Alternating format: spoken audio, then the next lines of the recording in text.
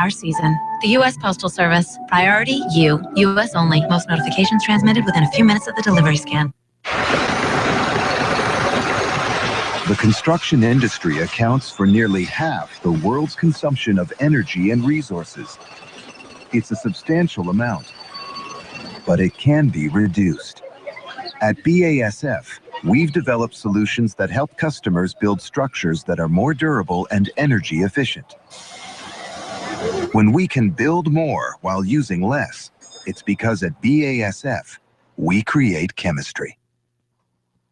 20 past, and good morning to CNBC's Tom Busby. Good morning, Jim. Now that the Fed has put off an interest rate hike at least until its next meeting in December, we'll get more clues about the strength of the U.S. economy today. First up, an initial look at gross domestic product or economic growth during the summer's third quarter, widely forecast to show slow but steady growth up about 1.5%. The Labor Department also gives us first-time unemployment claims last week, and we get a look at pending home sales for September, which are expected to tick a little bit higher. Another busy day for corporate earnings. Before the opening bell, the big names include ConocoPhillips, Deutsche Bank, MasterCard, and health insurer Aetna. After the bell, Starbucks, LinkedIn, and Expedia. And after the House passed that 2-year federal budget proposal that'll fund the government at least through the next presidential election late on Wednesday, the Senate takes up the bill as early as today. Overseas, Tokyo stocks are up 0.2%. The dollar's down a bit to 120.77 yen. The euro is up to $1.0938 today. Okay, Tom, that third quarter GDP, how gross will it be? U.S. economic growth likely slowed down sharply in the summer's third quarter, which ended at the end of September, with business inventories rising and a strong U.S. dollar putting a real crimp on U.S. exports. Now, today's report, formerly called Gross Domestic Product, is an initial look. It's not hard and fast, but it's an important metric for the Federal Reserve, especially after just yesterday, policymakers decided to hold off on hiking interest rates for now, but is keeping a hike on the table at its meeting in December. So in order to hike rates 6 weeks from now, it has to see solid growth, an acceleration in hiring, more consumer spending, and maybe a rise in prices, inflation. But today's report, not expected to help. I'll run out and buy something, Tom, hopefully something advertised on this radio station. And we have 22 past the hour as Karen Kafa picks up on that theme. Amanda McClements gives thought to your holiday shopping before you do. We really start in the summer, crunching numbers, getting our inventory estimates together, and placing larger orders. The owner of Washington's Salt and Sundry Boutiques has been preparing for the holiday rush for months. That includes staffing. The strategy is similar for large chains like the Container Store, where holiday items are already on the sales floor. Washington, D.C. Area Director Cynthia Mickich says the hiring process started in September. We have a lot of seasonal employees who like to come back and return with us every year. And then we take a look at what we project to have in business for the holiday season. So from there, we determine how many employees we'll need for the business. Overall, retailers have determined they need to hire at roughly the same levels as last year. Outplacement firm Challenger Gray and Christmas expects retailers to add 755,000 seasonal employees to payrolls. Even though the economy has grown, we don't expect to see big changes in the total hiring. Another good, strong year, but probably similar to where we were last year in terms of total hiring. The drop in the nation's unemployment rate means stores are already well staffed, but also that fewer Americans may be looking for part-time holiday jobs. And a shift in consumer habits is changing where to find them. E-commerce giant Amazon will boost holiday hiring by 25% over last year to 100,000 new positions. That's more than Macy's plans for 85,000, Target 70,000, Walmart 60,000, and Kohl's 69,000. I'm Karen Kafa. Australian researchers using stem cells have grown a primitive kidney and the beginnings of an intestine. It's the first step toward making your own replacement organs without having to worry about rejection of somebody else's tissue by your body. Well, we all hate rejection. 24 past. I asked the burrito guy the occasional question. Straight ahead on America in the Morning, the mother of all burritos after these messages. The burrito. If you ever gave your wife an impact wrench for her birthday, then CarQuest Auto Parts is for you. If your idea of an impulse purchase is a 300-amp crank assist battery charger, then CarQuest is for you. If even your work gloves have calluses, then CarQuest Auto Parts is for you. That's because CarQuest is for guys who really know and care about their car. With over 800,000 available parts, CarQuest is serious auto parts. Visit CarQuest.com. Geico presents Kathy, the Candid Realtor. Okay, and right around here is the kitchen. Gas range, granite countertops, all those gadgets you registered for will look great up here until that toaster overheats and takes out everything in a 2-foot radius. It's hard to know all that comes with renting a home or apartment. That's why the Geico Insurance Agency makes getting covered for personal property loss and damage quick and easy. Visit geico.com and see how affordable renter's insurance can be. Individuals and businesses with tax problems, listen carefully. Do you feel like you're losing control of your finances? If you owe over $10,000 in back taxes or have unfiled tax returns, we can help you take back control. The IRS world. Garnish your paycheck, close your business, and file criminal charges. Take control of your tax problem now by calling the experts at U.S. Tax Shield and take advantage of the Fresh Start program and new laws that may allow us to negotiate a settlement for the lowest amount possible. Our team of tax attorneys and enrolled agents can stop collections and get you protected so you can take control of your financial future. U.S. Tax Shield offers a price protection guaranteed quote to get you protected today. U.S. Tax Shield is A+ rated with the Better Business Bureau, so call now. 800-735-8360. That's 800-735-8360. U.S. Tax Shield. 800-735-8360. This is the best burrito I've ever eaten. Yum, yum, yum. Maybe. In Brooklyn, New York, there's a challenge. Basically the greatest eating challenge in the history of the world. Not that the Don Chingon restaurant expects any takers. Major League Eating, which is the largest professional eaters organization, has deemed this challenge as too dangerous for their best guys. Really? Joey Chestnut actually commented on one of our Instagram photos, but I don't think he's going to be taking the challenge. And small wonder. We drew up a disclaimer. This basically holds us harmless for anything that may come about. So what is this challenge at Brooklyn's Don Chingon restaurant? You finish our Gran Chingon, and that is a 30-pound burrito. A 30-pound burrito? Crispy carnitas, carne asada, pollo, chicken, and our spicy chorizo sausage, along with rice, salsa, cheese, wrapped in a 6-pound tortilla. Co-owner and manager Vic Roby says there's a catch and a payoff. You do that within an hour without expelling any bodily fluids or foodstuffs, and we will give you a portion of the restaurant as equity and food for life. Provided you can also wash down the Gran Chingon 30-pound burrito. The Ghost Pepper Margarita is the second spiciest margarita in the world. We didn't go with the first because we didn't want anyone to die on the challenge. And maybe wash that down, too. If you want some milk, it's on the house. If you want to try it with 2 or even 4 people, there are lesser prizes, so log on. DonChingon.nyc. That's DonChingon.nyc. And we would love people to post their photos of their experiences on our Instagram and Facebook. That's DonChingon.nyc. Oh, one more thing. There's an upfront fee. $150 plus tax, and if you're a single competitor, that will guarantee you a T-shirt and the burrito. You can take the rest home if you don't finish it. I'll bring my truck. And that's the Offbeat on America in the Morning for Thursday, October the 29th. Let's see, birthdays today would include Kate Jackson. Remember Sabrina Duncan from Charlie's Angels? Well, she's 67 today. Our producer is Tom Delac, senior producer Kevin Delaney. I'm Jim Bohannon on Westwood One.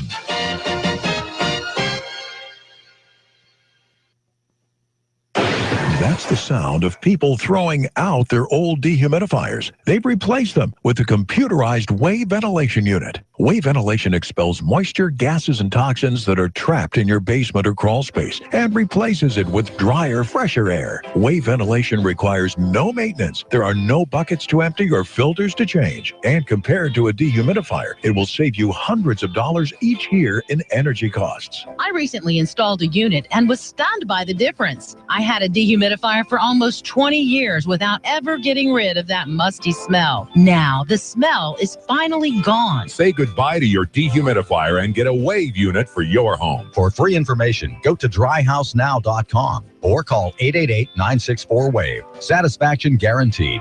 Just go to dryhousenow.com or call 888-964-WAVE. Wave Home Solutions for a healthy, comfortable home.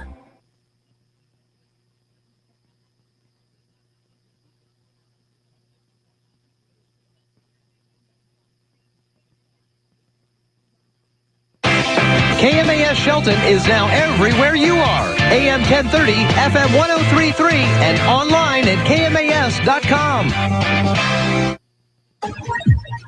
You're listening to KMAS Newsradio. I'm Marilyn Foster.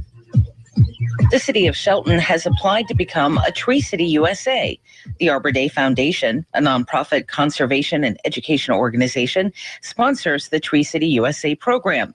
To meet the requirements to receive the designation, a tree care ordinance would be passed to protect trees on public property, such as parks and rights of way.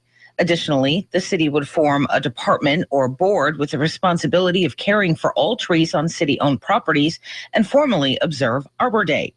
Community and Economic Development Director Steve Goins is working on a final draft of the tree ordinance for the commissioner's final approval next month. Justin Smith is trying to grow a viable seaweed industry in Mason County. Smith took the position of Mason County Washington State University Extension Director in June and recently applied for 2 federal grants to start seaweed hatcheries. He wants to locate them in Mason, Pacific, and Grays Harbor counties. Potential seaweed growing shoreline sites would be selected along Hood Canal, South Puget Sound, and the Pacific Coast. He said up to 30 partner businesses and individuals are involved in the project, including Taylor Shellfish and the Squaxin tribe. Smith says seaweed is a $6 billion global industry, with Asia and Europe dominating production. Smith believes it could be Mason County's next big aquaculture industry. Smith updated Mason County commissioners this week on the grants and his idea. They voiced support for the project. Tenino's former police chief is suing the city and the mayor. The defamation lawsuit filed by John Hutchings in Thurston County Superior Court states the mayor, Brett Broderson, made false and defamatory statements in a news release regarding his decision to terminate Hutchings' employment as police chief. Hutchings says, as a result, he's suffered a loss of reputation among the law enforcement community. The mayor fired Hutchings back in March over questions about working extra hours, hiring a reserve officer without approval, and overstepping his authority. Hutchings retired from the Olympia Police Department before being employed by Tenino in 2012. A trial date for the lawsuit is set for February 16th. Washington State University researchers say they're close to having a portable breath test that police can use to detect if someone has recently consumed marijuana. WSU professor Herbert Hill's research team hopes to make the device available for police to use sometime next year. Under Initiative 502, drivers are considered impaired if they test positive for at least 5 nanograms of THC per milliliter of blood. The breath test is designed to test for THC. I'm Marilyn Foster, your local news at AM 1030 and FM 103.3, and always on KMAS.com. Your South Sound home for NFL primetime football is KMAS Shelton, Monday, Thursday, and Sunday nights, AM 1030 and FM 103.3. Serve and built to perform. Visit TIAA.org. TIAA Craft Individual and Institutional Services, LLC. This testimonial is an act of portrayal. Investing involves risk. Individual results will vary. Hi, I'm Joan London. And if you're worried about your parent or a loved one living alone like I was, and you want reliable senior care information, then call A Place for Mom, the nation's largest senior living referral service. With one phone call, you'll get free information on assisted living, Alzheimer's care, nursing homes, even important financial information. It's a free service, so call now. 800-391-1755. 800-391-1755. That's the sound of people throwing out their old dehumidifiers. They've replaced them with a computerized wave ventilation unit. Wave ventilation expels moisture, gases, and toxins that are trapped in your basement or crawl space and replaces it with drier, fresher air. Wave ventilation requires no maintenance. There are no buckets to empty or filters to change. And compared to a dehumidifier, it will save you hundreds of dollars each year in energy costs. I recently installed a unit and was stunned by the difference. I had a dehumidifier for almost 20 years without ever getting rid of that musty smell. Now the smell is finally gone. Say goodbye to your dehumidifier and get a wave unit for your home. For free information, go to dryhousenow.com or call 888-964-WAVE. Satisfaction guaranteed. Just go to dryhousenow.com or call 888-964-WAVE. Wave Home Solutions for a healthy, comfortable home. 25 before the hour. Again, AccuWeather.com meteorologist Heather Zare. That last moisture is going to be moving away from New England and the mid-Atlantic coast today. However, at least northern areas are still going to have some showers to worry about, although it is not going to be the heavy rainfall that we have been seeing with the track of that initial moisture. That will be gone. Instead, a low pressure area over Canada, which is deepening rapidly, is going to be able to produce a lot of clouds as well as showers across the Great Lakes and over into New England. Most of the shower activity this morning around the Great Lakes is just barely showers, and there actually are some snowflakes mixing in with some of those showers in parts of Minnesota and Wisconsin and even northern parts of the lower peninsula of Michigan. Also, it's very windy in this area, and there can be winds that gust up to 45 or 50 miles per hour in parts of the Great Lakes, and it's still going to be pretty windy even down across the Ohio Valley and through the rest of the Northeast. We also have a front which is going to trigger a couple of spotty showers for parts of South Carolina, down across Georgia into the Florida Panhandle, and parts of Alabama as well. And through the mid-Atlantic, even though that front is going to be slipping through, there's not going to be enough moisture to be able to bring any of those showers. We also have some wet weather that's going to be extending all the way from the Four Corners region through the northern Rockies, and a few showers that linger all the way back into coastal parts of Oregon and Washington. And in parts of those areas, we're going to pick up some snow. That'll mainly be the highest elevations of Wyoming, Utah, and Colorado. That's the nation's weather. I'm AccuWeather.com meteorologist Heather Zare. What happens if you're in the ocean and you decide to ride a passing sea turtle? If you're 20-year-old Stephanie Moore and your friends put it on social media, what happens is you get busted by the feds on a felony warrant with bail set at $2,000. This is America in the Morning.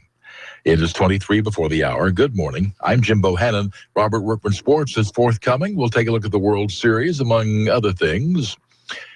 Right now, however, the Republican presidential hopefuls went at it last night in Boulder, Colorado. Our coverage begins with Terry Moore. Ohio Governor John Kasich set the tone for the feisty debate, criticizing GOP frontrunners Donald Trump and Ben Carson. My great concern is that we are on the verge, perhaps, of picking someone who cannot do this job. Trump fired right back. This is the man that was a managing general partner at Lehman Brothers when it went down the tubes. And at one point, it seemed as if all the candidates were trying to talk at the same time. Okay, you want to answer that question? I'm happy to answer the question. I'm happy to answer the question, but let me tell you how the question is. Let me tell you how that. Let me tell you how that. Senator Qual, I've got a question for you. So you don't actually want to hear the answer, John? The Republican candidates criticized the big compromise budget bill that quickly cleared the House and is pending in the Senate. They also took several shots at the CNBC moderators, the mainstream media, and the Democratic candidates. And they'll go at it again November 10th. I'm Terry Moore reporting. I'm Andrew Spencer. The Republican frontrunner Ben Carson stayed his low-key self Wednesday night when CNBC moderator Becky Quick challenged Carson on his flat tax rate plan. He argued it would work with spending cuts and economic stimulus. We have 645 federal agencies and sub-agencies. Anybody who tells me that we need every penny in every one of those is in a fantasy world. You'd have to cut government by about 40% to make it work with a $1.1 trillion goal. It's not true. And it is true. I looked at the numbers. When we put all of the facts down, you'll be able to see that it's not true. It works out very well. Much of the debate focused on money, taxes, and the national debt. They say there's no bipartisanship in Washington. We have a $19 trillion bipartisan debt.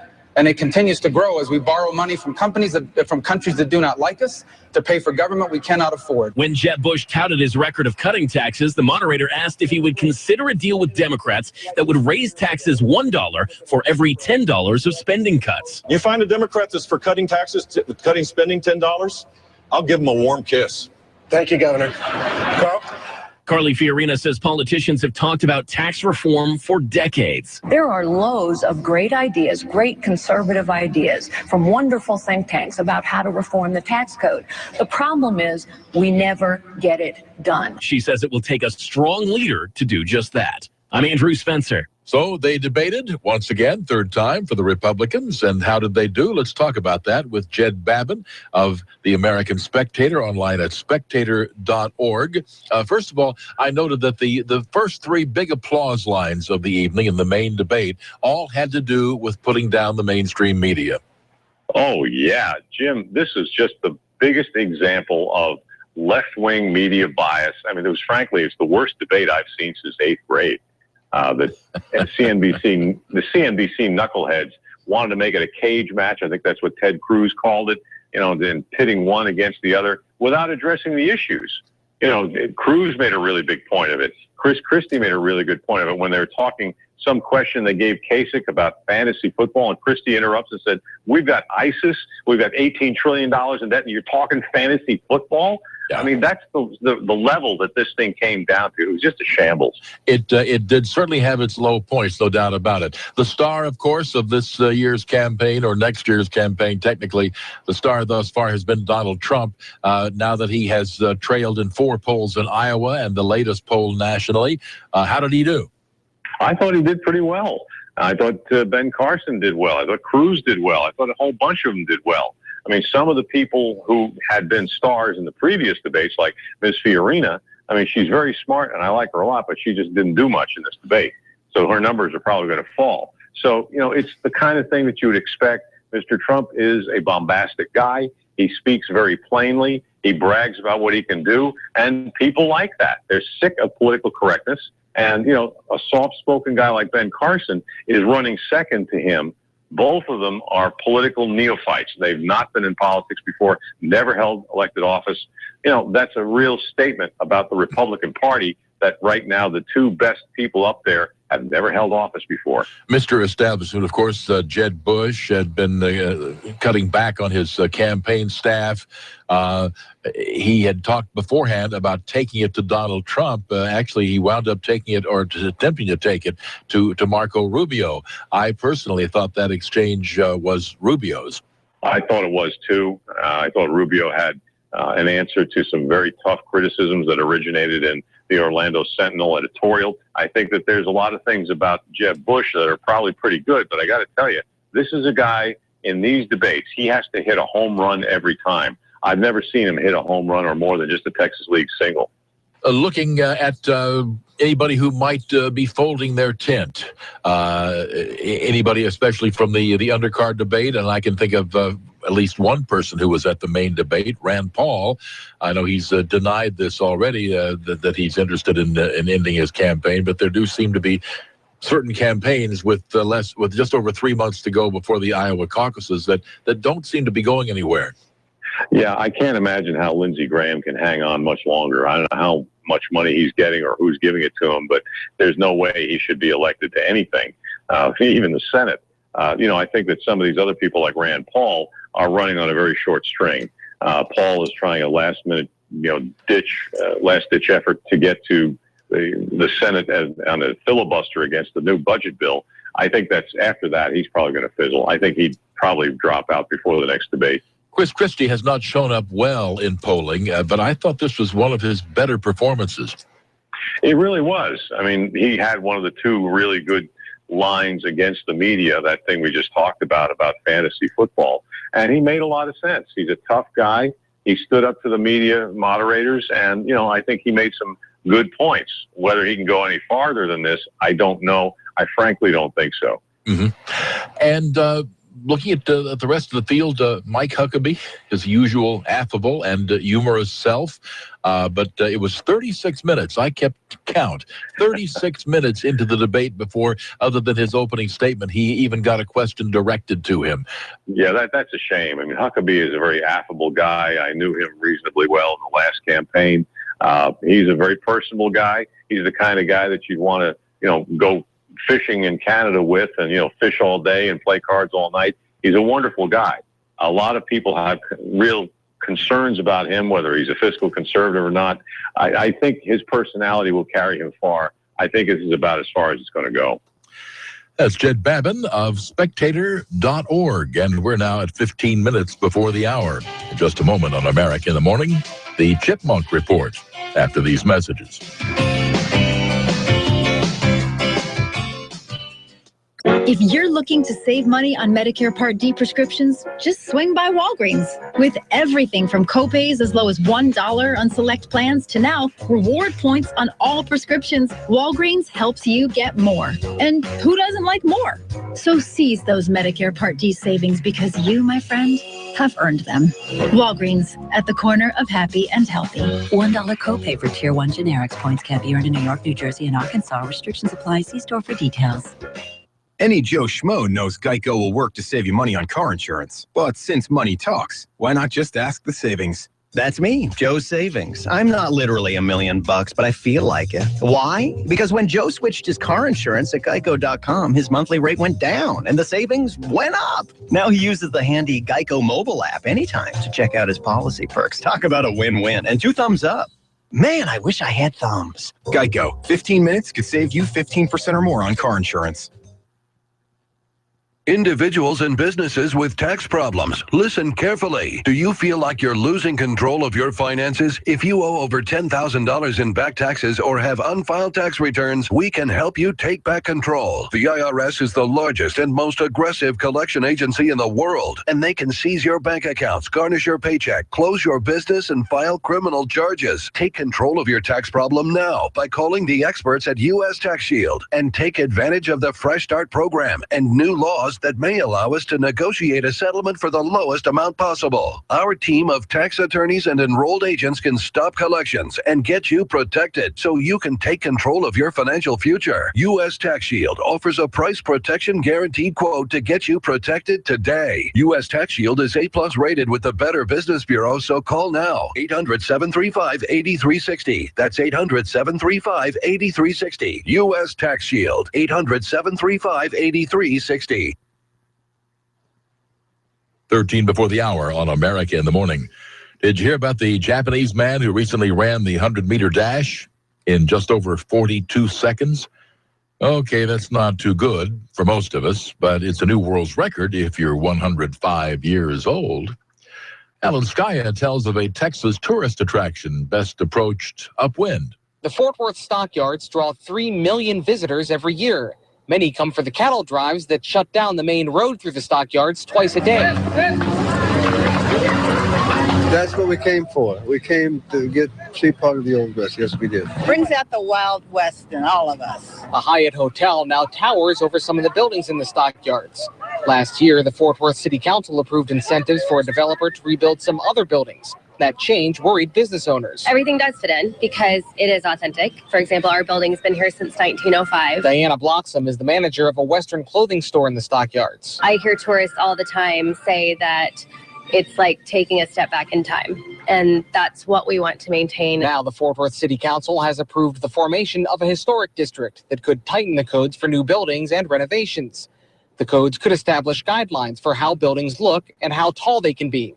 Tourists from Georgia and North Carolina say the look of the bars, restaurants, and shops in the stockyards is important. I love it. It makes it more realistic. We saw a old bridge over there, and that was even exciting. At Maverick Fine Western Wear, Bloxham says the city is trying to keep one of the most popular tourist destinations in Texas intact. That will help guide development to maintain the authenticity and maintain our unique sense of place that we have in the stockyards that's unlike any other place in the world. Alan Skaya, Fort Worth.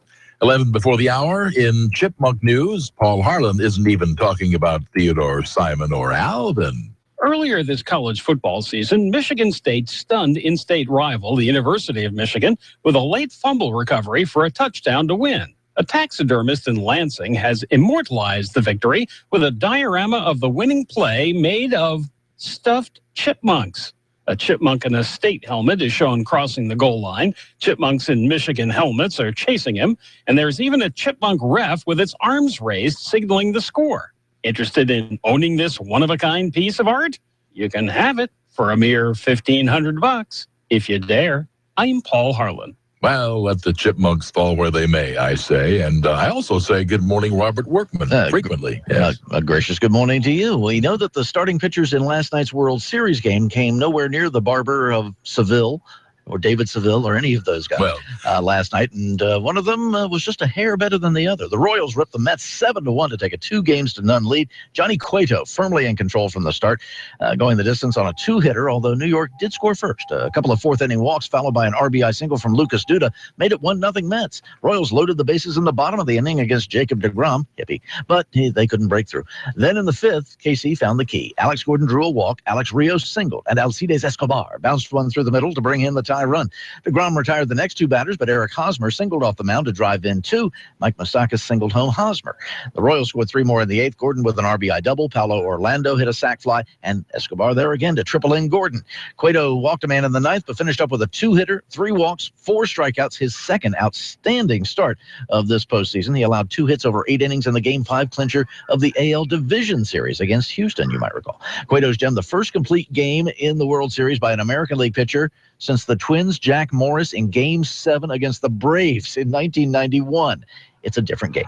Game 3, 4, and 5 at Citi Field in New York on Friday, Saturday, Sunday if necessary. Yordano Ventura and Noah Syndergaard are set to start in Game 3 tomorrow. Chris Young, who fired 3 hitless innings in Game 1, is penciled in for Game 4 against rookie Steven Matz. And as it stands now, Game 5 would be a rematch from the opener, Edinson Volquez and Matt Harvey, each vying for the title of Mr. November. Yeah, because that game will be on November 1st if they play. Game 6 and 7, if necessary, will be back at Kauffman Stadium next Tuesday and Wednesday. But the next time the Royals show up in Kansas City, it might be for a parade. 51 teams have taken a 2-0 lead in the World Series before this year, and 41 of them have gone on to win the title, including the last 9 consecutively. Last team to blow a 2-0 lead in the series, the Braves in 1996 against the Yankees.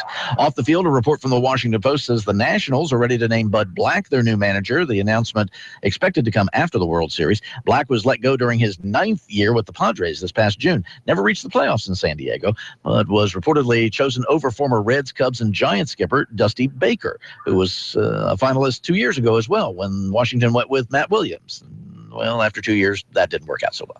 NBA season underway with 14 games last night. The Bulls cut down the Nets 115-100 to open the season 2-0. Jimmy Butler scored 24. Pistons down the Jazz 92-87. Detroit is 2-0.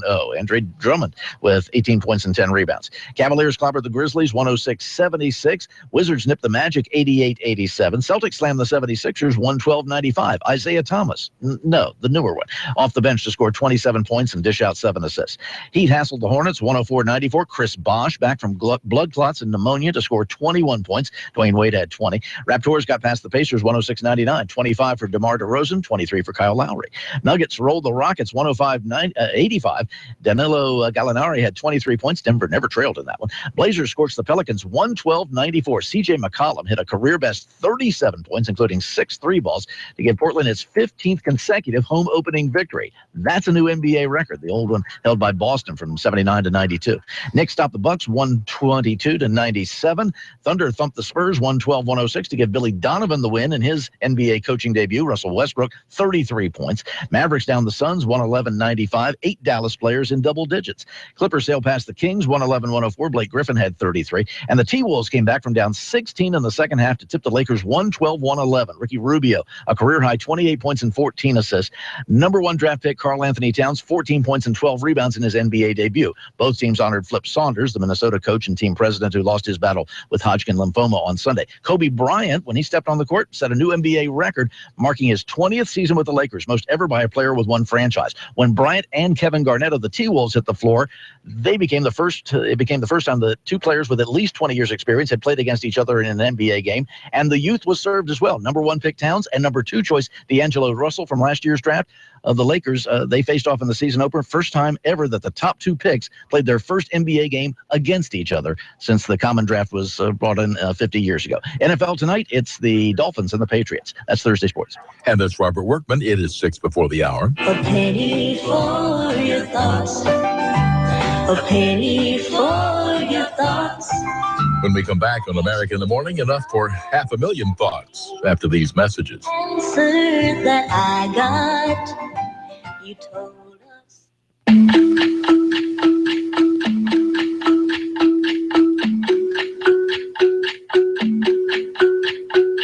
In the time you've spent listening to this radio spot, you could have completed and submitted an entire expense report with a simple picture of your receipt.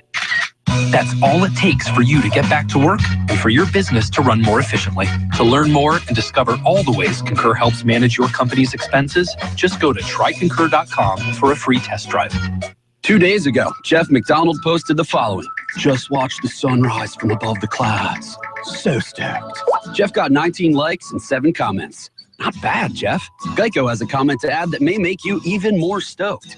In just 15 minutes, you could save hundreds of dollars on car insurance by switching to Geico. And if that doesn't put your head above the clouds, you'll have the extra money to scale a peak that will. Hashtag on cloud 9, hashtag savings. Geico. 15 minutes could save you 15% or more on car insurance. Individuals and businesses with tax problems, listen carefully. Do you feel like you're losing control of your finances? If you owe over $10,000 in back taxes or have unfiled tax returns, we can help you take back control. The IRS is the largest and most aggressive collection agency in the world, and they can seize your bank accounts, garnish your paycheck, close your business, and file criminal charges. Take control of your tax problem now by calling the experts at U.S. Tax Shield and take advantage of the Fresh Start program and new laws that may allow us to negotiate a settlement for the lowest amount possible. Our team of tax attorneys and enrolled agents can stop collections and get you protected so you can take control of your financial future. U.S. Tax Shield offers a price protection guaranteed quote to get you protected today. U.S. Tax Shield is A+ rated with the Better Business Bureau, so call now. 800-735-8360. That's 800-735-8360. U.S. Tax Shield. 800-735-8360. 4 before the hour on America in the Morning. And in the Hollywood Minute, Mary Maloney has a call for swift justice. Don't mess with T. Swift. Last month, a radio host filed a lawsuit claiming he was fired after Taylor Swift accused him of groping her. The host says he didn't touch Swift, but his boss did. Wednesday, the pop star responded and filed her own suit saying she knows the host assaulted her. Swift wants a jury to decide who's in the wrong and says if she wins any money, she will donate it to charities protecting other women from similar sexual assaults. The new James Bond flick Spectre is breaking box office records overseas. It brought in the most money out of any film released in the UK on a Tuesday, making more than $9 million. Spectre opens in the States on November 6th. He's got game, and now a game show. LeBron James will launch a new show called The Wall. Teams will have to answer a question as they try their luck with games to win big money. The show will air on NBC. I'm Mary Maloney. Now, John Stolness and Pennies from Heaven. 45 years ago, Otha Anders found a penny on the ground, and it reminded him to pray and give thanks. He decided to keep the penny and every other penny he would see over the years as a reminder to continue praying and giving thanks for what he had. Now, 45 years later, Anders has cashed in 500,000 pennies, worth a little over $5,100. He loaded the pennies into 15 5-gallon plastic water jugs and took them to the Ruston Origin Bank in Ruston, Louisiana. Anders is a supervisor for in-school suspended children for the Jackson School Board and said he cashed in those pennies to help pay for recent dental work. I'm John Stolness. In Sacramento, California, Carrie Dwayne served up $35,000 worth of food to the homeless. It was either that or throw out the food, which had been for her daughter's wedding reception before the marriage was called off at the last minute. And that should do it for America in the Morning for this Thursday, October 29th of 2015. The National Organization for Women is 49 today. The Huntley-Brinkley Report would have been 59 today. Actor Richard Dreyfuss, he is 68 today. Singer and actress Melba Moore, 70. Actress Winona Ryder is 44. I believe that is old enough to know better. Our producer is Tom Delac, associate producer and webmaster Paul Hill. We're at JimboTalk.net. I'm Jim Bohannon on Westwood One.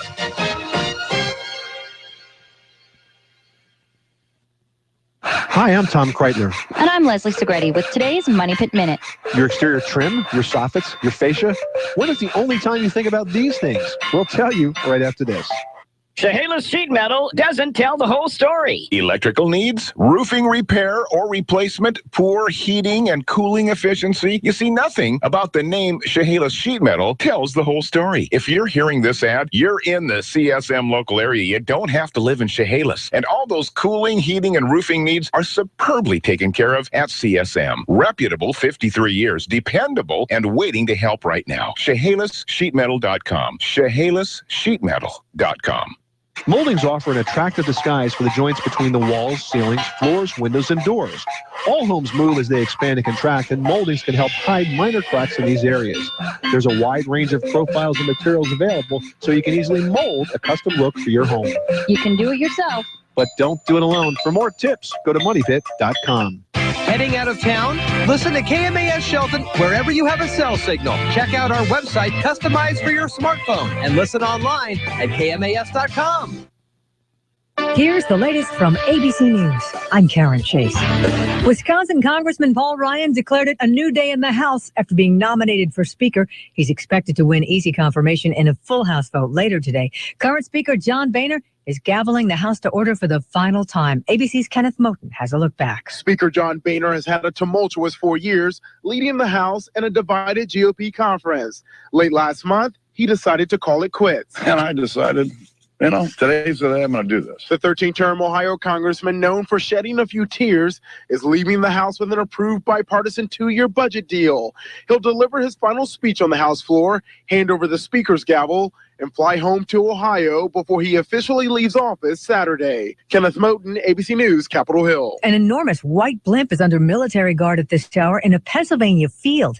It's a high-tech device that normally protects national security by detecting incoming missiles, weaponry, and other threats.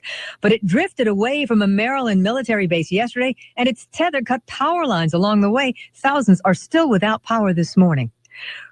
Republican presidential candidates turned the tables on debate moderators last night, calling their questions unfair and divisive and urging them to focus on important issues. ABC's Alex Stone is there. The number one moment on Twitter during the debate here was when Ted Cruz attacked the media. How about talking about the substantive issues people... Then this was number 2 from Marco Rubio. I know the Democrats have the ultimate super PAC. It's called the mainstream media. Whoever single day. Trump was the most mentioned candidate on Twitter, followed by Cruz. Alex Stone, ABC News, Boulder, Colorado. Sanofi is recalling 500,000 EpiPens for allergic reactions because they might not deliver enough life-saving epinephrine. 26 complaints have been received. Fans of Phil Collins might have felt it in the air. He plans to go back on tour and cut a new album after healing from back surgery, saying the horse is out of the stable and raring to go. This is ABC News. Are you hiring but not sure where to find the best candidates? As a business owner, I can tell you that your company is only as good as the people you hire. I can also tell you that posting your job in one place isn't enough to find quality candidates. But when you're short-staffed, there's no time to deal with the dozens of different job sites. Until now. Thanks to ZipRecruiter.com, I can post to 100-plus job sites with one single click and have the highest possible chance of finding that perfect candidate. Just post once, and within 24 hours, watch your candidates roll into ZipRecruiter's easy-to-use interface. ZipRecruiter has been used by over 300,000 businesses, and you can try it right now for free.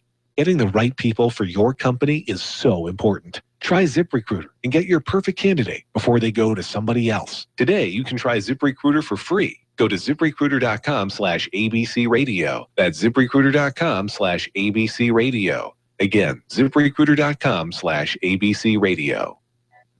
They're closing in on him. State and federal law enforcement agents think they'll soon capture a fugitive suspected of shooting and wounding a Tennessee police officer over the weekend. ABC's Jim Ryan tells us 2 of his associates were caught last night. Katie McCarty and Troy Wayne were captured after a car chase and foot pursuit near the Tennessee-Kentucky line.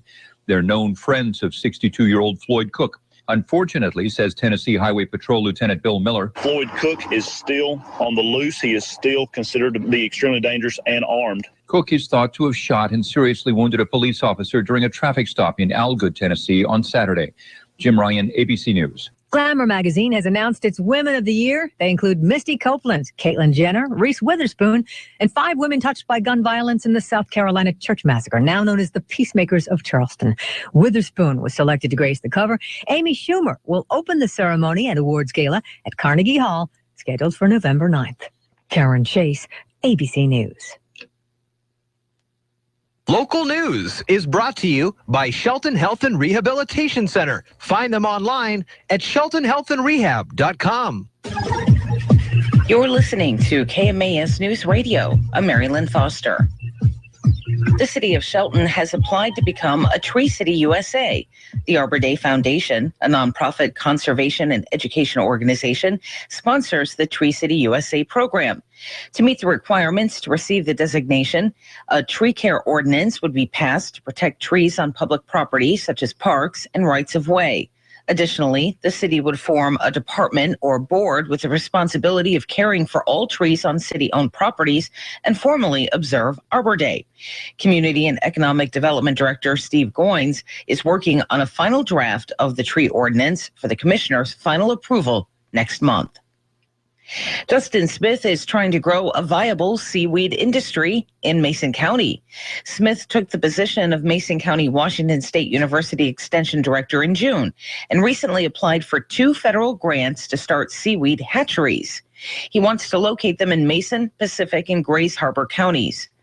Potential seaweed growing shoreline sites would be selected along Hood Canal, South Puget Sound, and the Pacific Coast.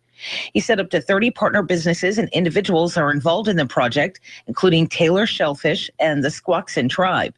Smith says seaweed is a $6 billion global industry, with Asia and Europe dominating production. Smith believes it could be Mason County's next big aquaculture industry.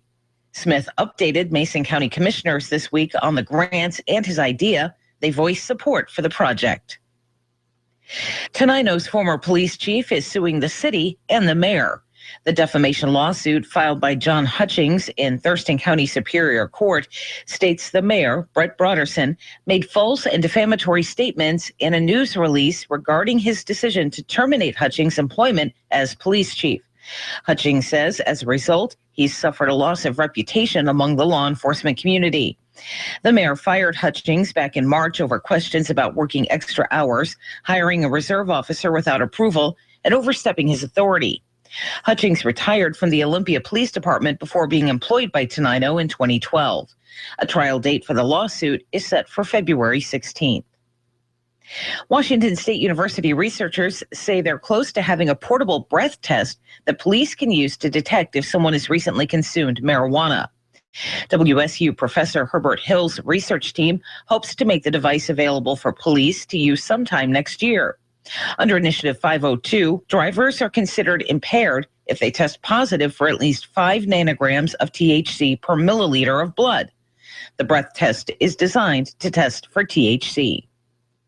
I'm Marilyn Foster, your local news at AM 1030 and FM 103.3, and always on KMAS.com.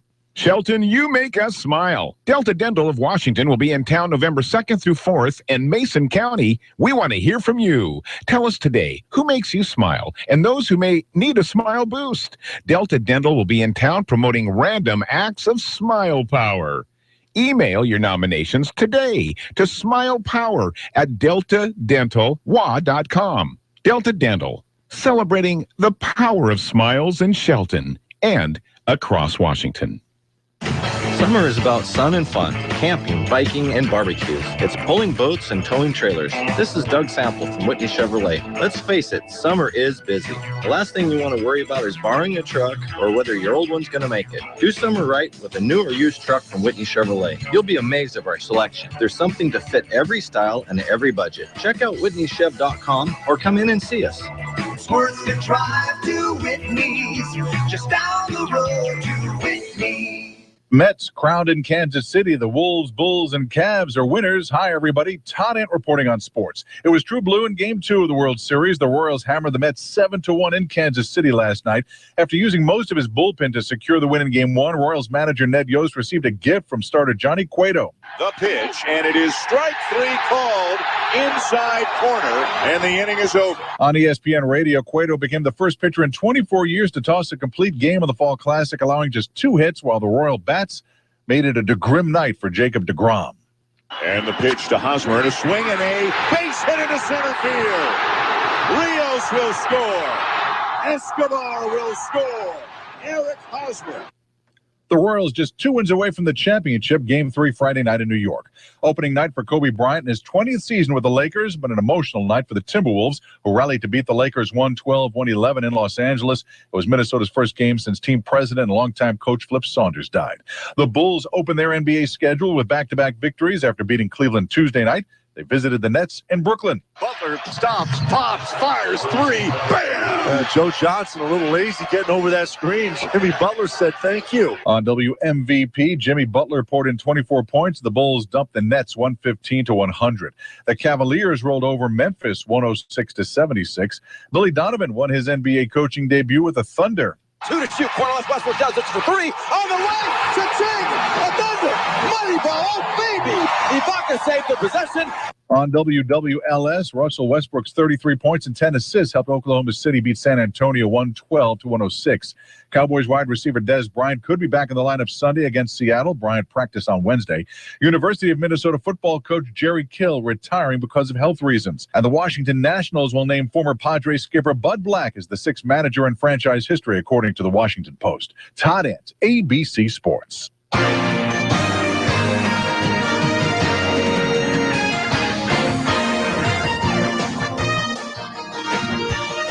Well, good morning to you. Jeff Slikey hanging out on Daybreak with Jeff and Dale. It's 6:10, looking at Northwest sports. We heard a little bit about it just now.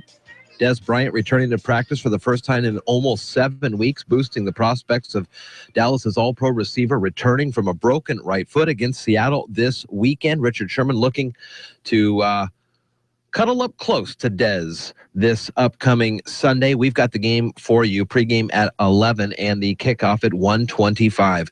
Last night up in Seattle, Eric Freiberg took advantage of a defensive mistake and scored in the 73rd minute, lifting the Seattle Sounders past the LA Galaxy 3-2. The knockout round in the MLS Cup playoffs. After getting eliminated from the playoffs by Los Angeles 3 times since 2010, Seattle finally got the better of its rival to the south and ended the year for the Galaxy, who had won the last 3 of 4 MLS Cup titles. Seattle scored twice in the first 12 minutes.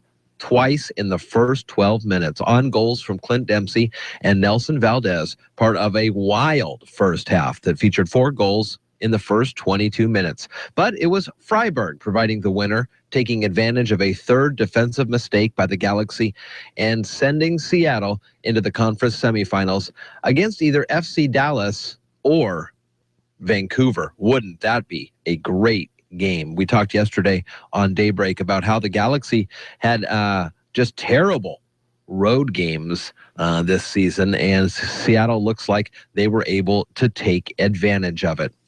Some other news from around the Northwest. We talked about it yesterday. Again, the word super prefaces his parents in their professional descriptions. But Liam Stewart, the last name, wants to find out his own way in the world. Now, he's the son of Rod Stewart, rock superstar, and supermodel Rachel Hunter. He is playing now for the Alaska Aces, a development league pro hockey team based in Anchorage. Used to play junior hockey in Spokane. Pretty cool stuff. He's 6'1", 181.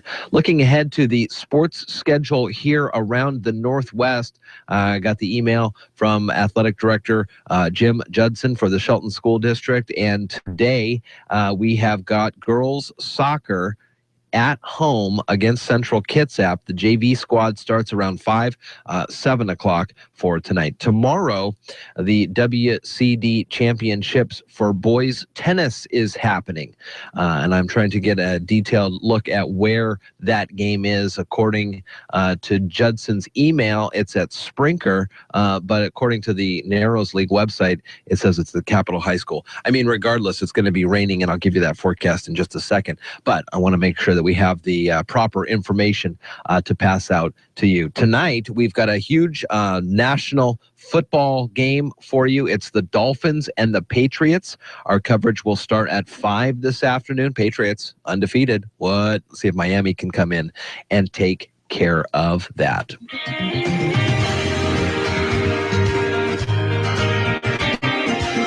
Taking a look at the South Sound forecast now on KMAS News Radio. Some light rain and mist currently, 56. This will kind of be off and on for the next couple of hours and not warming up much past 58. So the temperatures will be likely the same.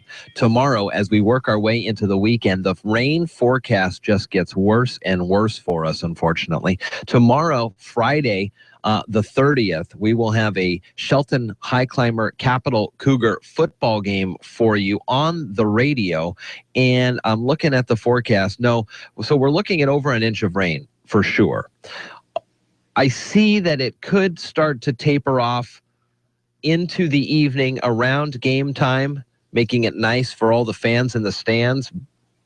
But it's still going to be pretty rainy. Now, Saturday, the forecast has gotten even more rainy as it has throughout the week, if more rainy is even a word.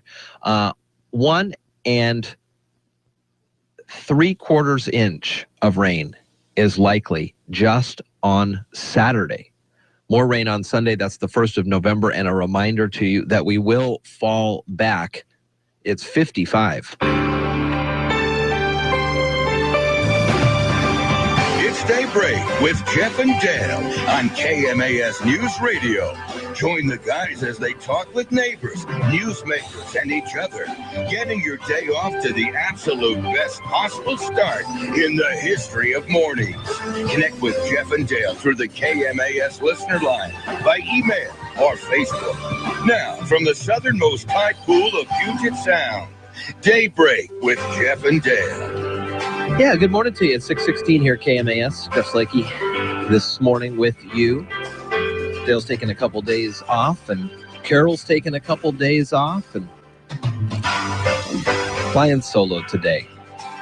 Be with you till 9 o'clock. Tom Hartman after that. Dave Ramsey, Chad Benson until 5, and then we jump over to NFL football, Thursday night football on KMAS. Speaking of football, the coach of a Washington State high school football team known for praying before and after games now been placed on administrative leave by the school district. Bremerton School District officials say assistant football coach Joe Kennedy was placed on leave yesterday afternoon. Officials say they made the move. Kennedy's refusal to comply with district directives. So we'll see how that story shakes out. Alaska Airlines says technicians worked through the night to fix computer issues that delayed about 20 flights. Airline spokesman Cole Cosgrove says that late last night, several computer systems ran into some tech problems affecting passenger check-in and pre-flight departure paperwork. Seattle-based airlines advises passengers to check the status of their flight before leaving airports. I know nowadays you can check in beforehand, even from your phones or mobile devices, a little bit before you can get in there. A lot of people do that to skip all the lines, but, well, you do that to skip all the lines. You do it all technology and computer-wise. Stuff like this happens. Everybody seems to have, technical glitches here and there. It just happens out of nowhere. It always seems to be the most inopportune time. Former Tenino police chief suing the city and the mayor who fired him over alleging defamatory statements. The Olympian is reporting that the complaint filed by John Hutchings says Mayor Brett Broderson defamed him in a news release regarding Broderson's decision to terminate Hutchings. In the news release, Broderson says Hutchings was fired for working extra hours and overstepping his authority. 6:17 here at KMAS. We'll jump over to Westwood One's NFL Now segment. Early this morning, I logged on to my cell phone. I have an Apple phone with the iOS software. I have upgraded to the latest edition of the software, iOS 9, I think 9.1 now. And when Apple made the move to the new operating system 9, something happened and it broke our KMAS mobile app for iPhone folks. Well, this morning I woke up and checked my app updates as I do every morning. It's the best part of the day.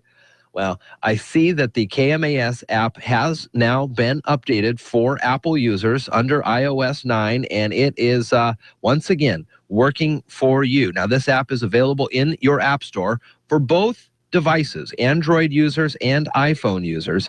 By downloading the app, you have quick, easy access to listen online, read our latest local news. You can even call in to Daybreak and check our Twitter and regular KMAS.com. So that's available for free in your app store today. It's updated and ready to go. You can listen wherever you have a cell phone signal. Now, data rates will apply, obviously, so you may want to check on your data caps and how many gigs or whatever you get per month. But the fact is, if you have a cell signal, you'll be able to listen to KMAS anywhere in the world. The Everett City Council has passed an ordinance to curb aggressive panhandling. This was a vote that they were taking yesterday. We talked about it, drawing criticism from advocates for the homelessness and civil rights. The Daily Herald reports the council vote would make aggressive panhandling a misdemeanor, punishable by jail or a fine. Ordinance taking effect 15 days after the mayor signs it. Find out some other news stories from around the NFL. See what they have to say about Dez Bryant in this upcoming Sunday. Dez, just one of many injured Cowboys as the Seahawks head to town. Again, Thursday Night Football tonight on KMAS. You're listening to Daybreak with Jeff and Dale on KMAS News Radio. I'm Ari Wolf with NFL Network Now on the Westwood One Radio Network. NFL Network insider Ian Rappaport is reporting Browns quarterback Johnny Manziel met with NFL investigators Wednesday to discuss the details of his October 12th roadside incident involving his girlfriend. Rappaport says any discipline handed down will come by the end of the week. Dez Bryant returned to the Cowboys practice field Wednesday for the first time since breaking a bone in his foot during the season opener. Bryant wasn't a full participant, but hopes he can suit up Sunday against the Seahawks. Dez wasn't the only injured veteran back at practice Wednesday. Their NFC East rivals, the New York Giants, welcomed Jason Pierre-Paul back to practice. Pierre-Paul was at practice for the first time since he damaged his hand in a July 4th fireworks accident. Head coach Tom Coughlin said Pierre-Paul is still maybe a few weeks away from suiting up for the Giants. This has been NFL Network Now on the Westwood One Radio Network. If you're looking to save money on Medicare Part D prescriptions, just swing by Walgreens. With everything from copays as low as $1 on select plans to now reward points on all prescriptions, Walgreens helps you get more. And who doesn't like more? So seize those Medicare Part D savings because you, my friend, have earned them. Walgreens, at the corner of happy and healthy. $1 copay for Tier 1 generics. Points can't be earned in New York, New Jersey, and Arkansas. Restrictions apply. See store for details. We're 100% certain it's gonna rain eventually. And we know it's gonna get dark tonight. Because we feel good these things will happen, Napa's taking up to 30% off select headlamps and wiper blades. Plus up to $10 back after mail-in rebate when you buy a pair. Big savings on headlamps and wipers. Bet you didn't see that coming. conquer the job with Napa Know-How. At participating Napa Auto Parts stores while supplies last. Offer expires 11/14/15. Hi, I'm Marlo Brown, the new owner of Vanderwall's Garage. We want to get your car ready for this season's weather. Rain and snow can do a number on your vehicle. We know it needs to be reliable for whatever life throws your way. We do tire replacements to brake installation, oil changes, and more. Vanderwalls is your one-stop shop for the repairs your vehicle needs to keep on going. Call us today at 426-8208 and get $20 off your next service. Thank you.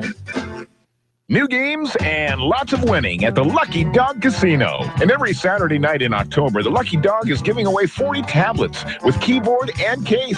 Don't miss your chance to get in on the winning. Hungry? Don't miss the specials at the North Fork Grill, now open to all ages. Weekdays, 5 delicious entrees for $5.99 each before 5. It's Steak and Shrimp Fridays for $9.99, and every Saturday is Prime Rib Saturday. Come on, get lucky. Minutes north of Shelton on Highway 101. The Lucky Dog Casino.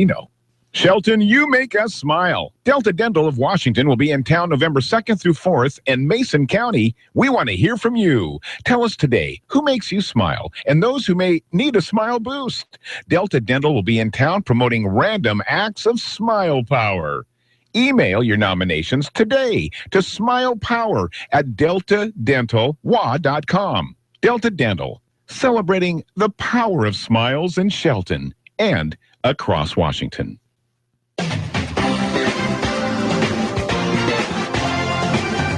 Hi, this is Brad Patterson from the Mason Transit Authority, and you're listening to Daybreak with Jeff and Dale on KMAS News Radio. 6:24 here at KMAS on a Thursday morning. It's the 29th of October, and a good morning to you. Marilyn Foster has the latest in local news coming up in about 6 minutes here on KMAS.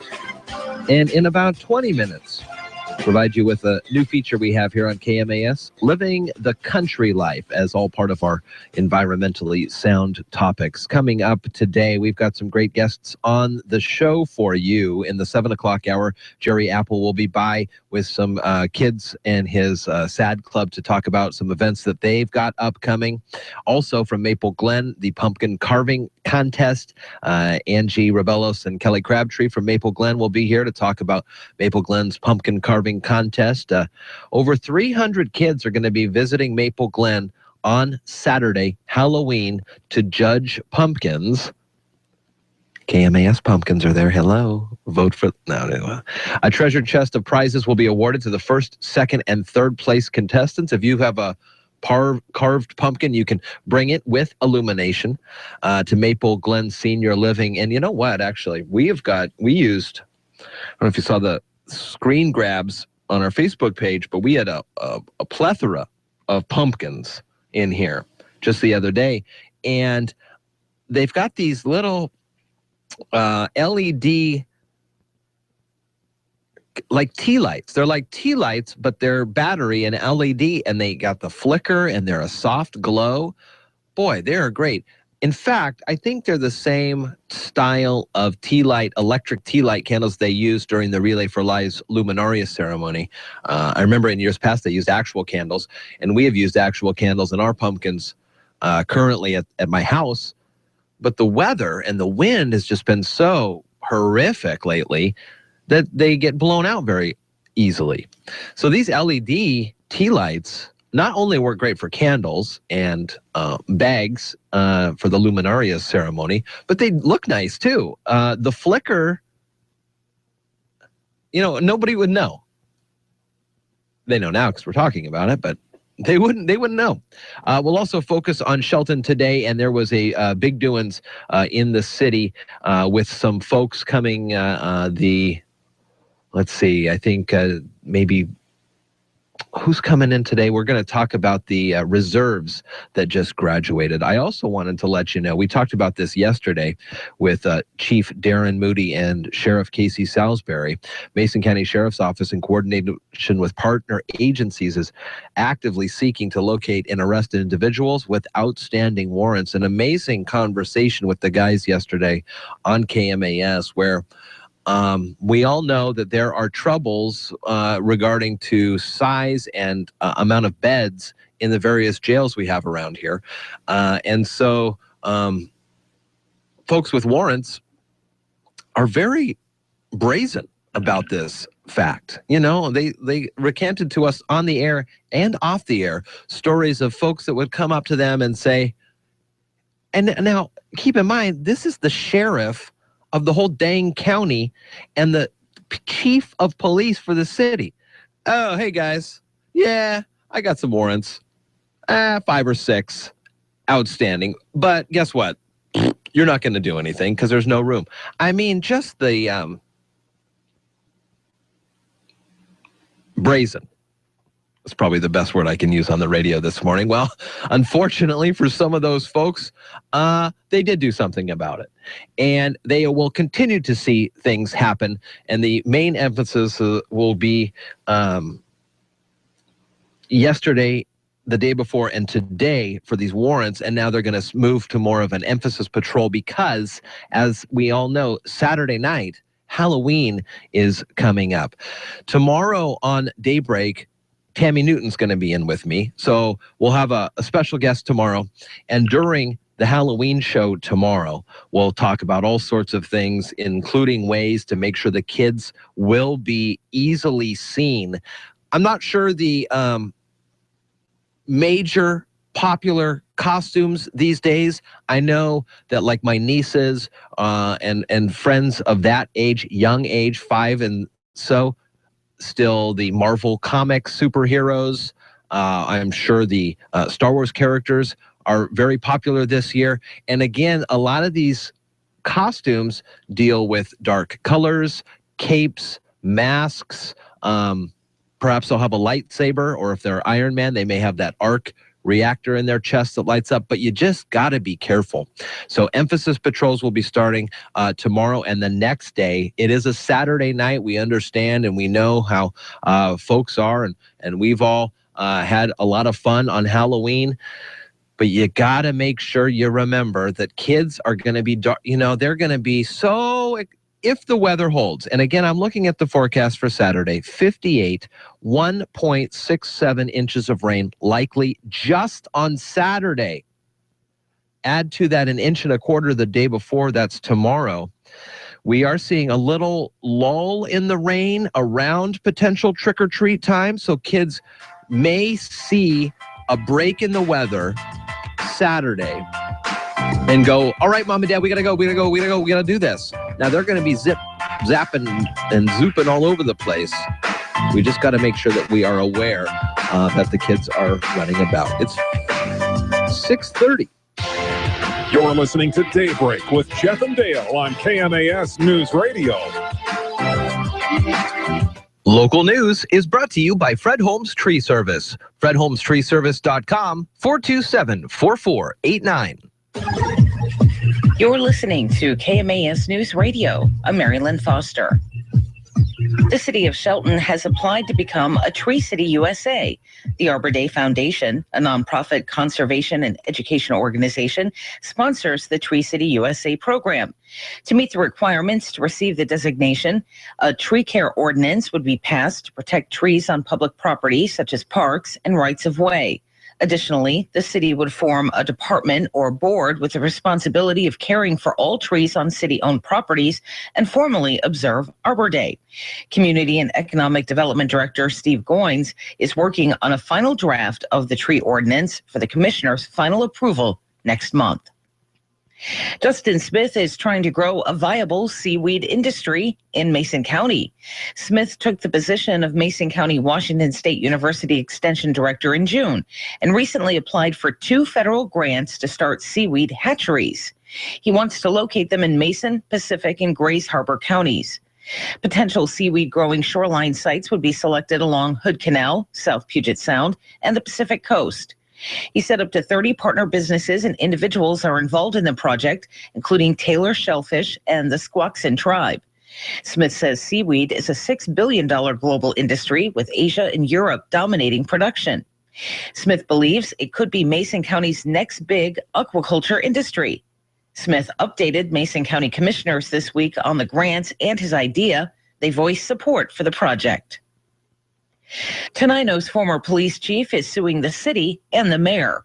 The defamation lawsuit filed by John Hutchings in Thurston County Superior Court states the mayor, Brett Broderson, made false and defamatory statements in a news release regarding his decision to terminate Hutchings' employment as police chief. Hutchings says as a result, he's suffered a loss of reputation among the law enforcement community. The mayor fired Hutchings back in March over questions about working extra hours, hiring a reserve officer without approval, and overstepping his authority. Hutchings retired from the Olympia Police Department before being employed by Tenino in 2012. A trial date for the lawsuit is set for February 16th. Washington State University researchers say they're close to having a portable breath test that police can use to detect if someone has recently consumed marijuana. WSU professor Herbert Hill's research team hopes to make the device available for police to use sometime next year. Under Initiative 502, drivers are considered impaired if they test positive for at least 5 nanograms of THC per milliliter of blood.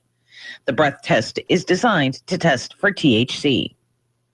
I'm Marilyn Foster, your local news at AM 1030 and FM 103.3, and always on KMAS.com. Life in motion. At Olympia Orthopedic Associates, we treat patients from head to toe. Our specialties include hand, spine, neurosurgery, foot and ankle, sports medicine, occupational medicine, total joint replacement, non-surgical pain management, along with physical therapy, diagnostic imaging, and a state-of-the-art outpatient surgery center to complete the continuum of care. Learn more about how Olympia Orthopedic Associates can get your life in motion at olyortho.com or facebook.com/OlympiaOrtho. New games and lots of winning at the Lucky Dog Casino. And every Saturday night in October, the Lucky Dog is giving away 40 tablets with keyboard and case. Don't miss your chance to get in on the winning. Hungry? Don't miss the specials at the North Fork Grill, now open to all ages. Weekdays, 5 delicious entrees for $5.99 each before 5. It's Steak and Shrimp Fridays for $9.99, and every Saturday is Prime Rib Saturday. Come on, get lucky. Minutes north of Shelton on Highway 101. The Lucky Dog Casino.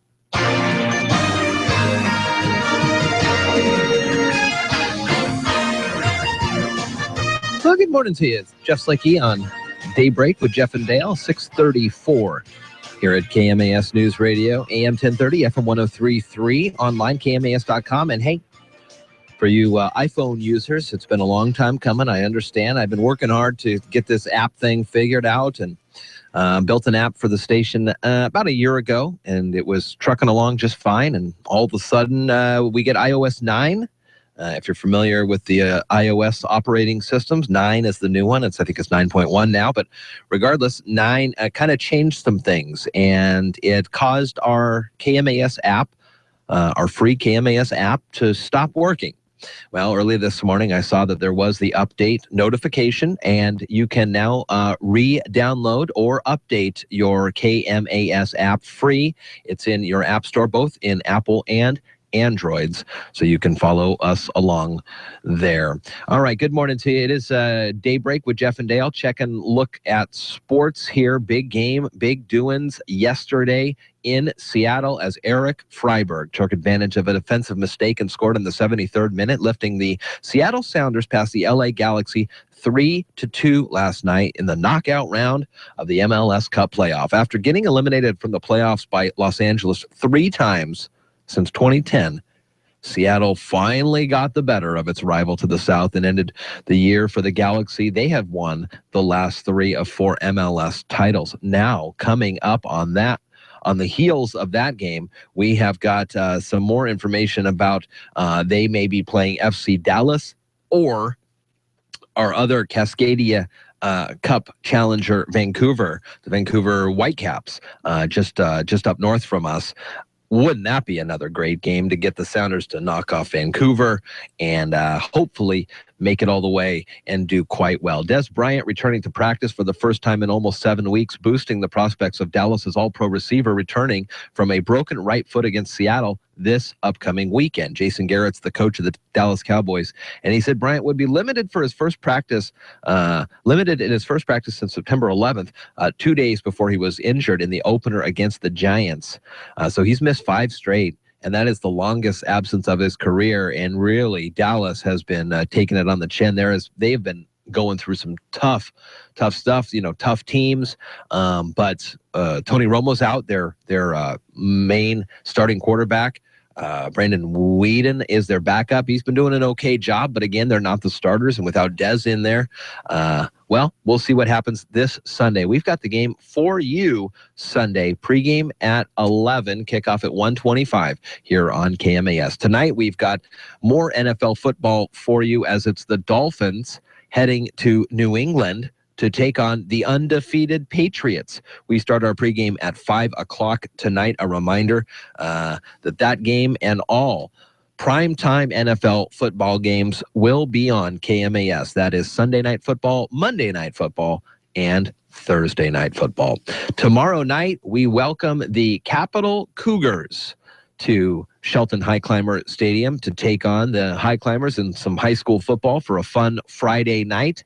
The pregame with Brandon Sparks and John McGlamory gets underway at 6:45. Kickoff just after 7 o'clock. Now, this game does have playoff implications, so we need you to head to the stadium tomorrow night and cheer on your High Climbers. If you can't hear the game or you can't make it to the game, tune us in on AM 1030, FM 103.3, or streamed again online around the world at KMAS.com, on our website, KMAS.com, and now available in your app store, the free KMAS app. What's it going to be like for the football game tomorrow night? Well, first, let's talk about today.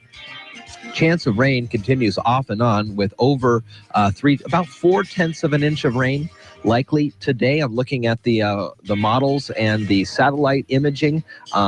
Definitely looks better than yesterday. I do not see a big swath of green making our way from Ocean City to Shelton.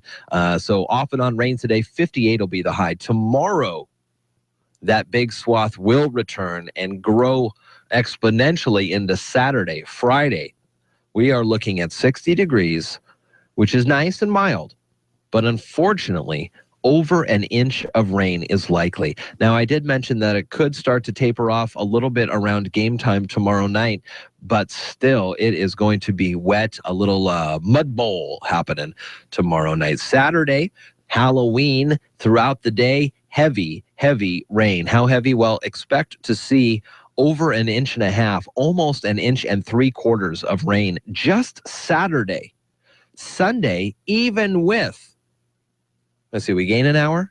Yeah, we fall back, so we gain an hour. Even with that extra hour of Sunday, moving into November 1st, we're still looking at 50.5 inch of rain. So we've got a lot of rain throughout the day Sunday, even with that extra hour. 56 right now. Good morning to you.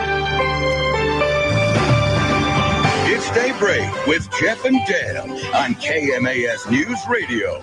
Join the guys as they talk with neighbors, newsmakers, and each other, getting your day off to the absolute best possible start in the history of mornings. Connect with Jeff and Dale through the KMAS listener line, by email or Facebook. Now, from the artesian waters of South Puget Sound, Daybreak with Jeff and Dale. 6:40 here at KMAS and a good Thursday morning. Jeff Slakey with you this morning. Tomorrow, I will be joined by Tammy Newton. That's going to be so much fun. We're going to talk a lot about Halloween, maybe tell some spooky stories. One of my most favorite, I guess it's a spooky story because it is spooky and it is a story passed on to other people, but it is also an event that people claim to have, and it is the phenomenon of the black-eyed kids. So I will work up a good, scary story for you tomorrow. Maybe keep you from opening your doors a little late into the evening.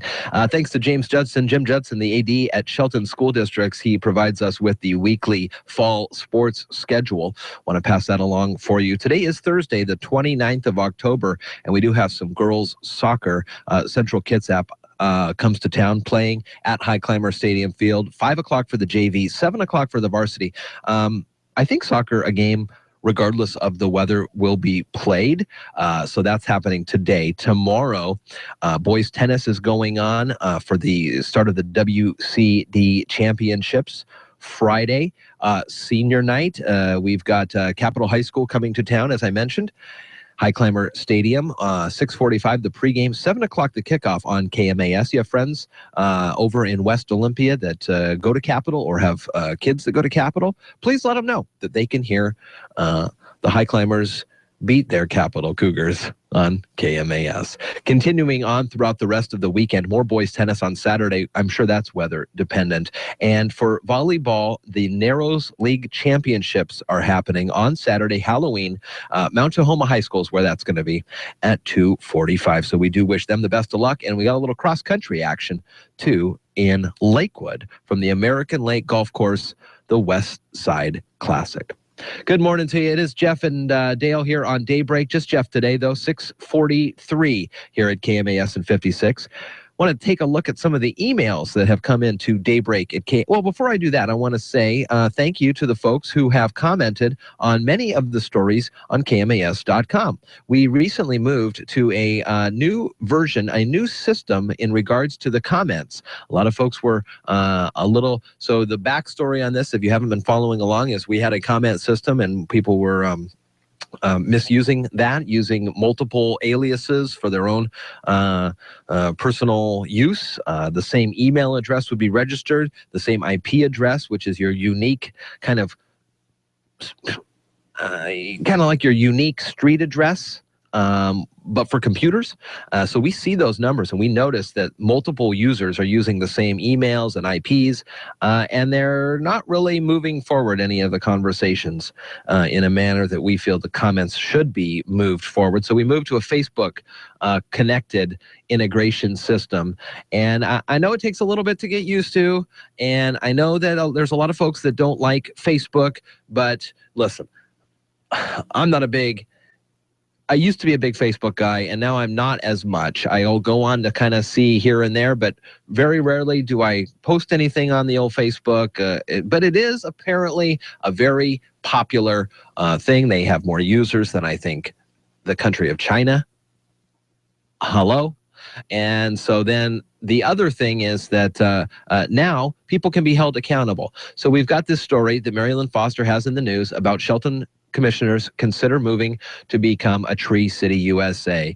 And we've got a lot of great comments, not only on KMAS.com, but on our Facebook page, which just goes to show you can have great comments, great interactions with folks, and people can be held responsible. I like Russ Gearhart's comment on our Facebook, facebook.com/1030KMAS, kind of pulled a little bit of a, come on, man.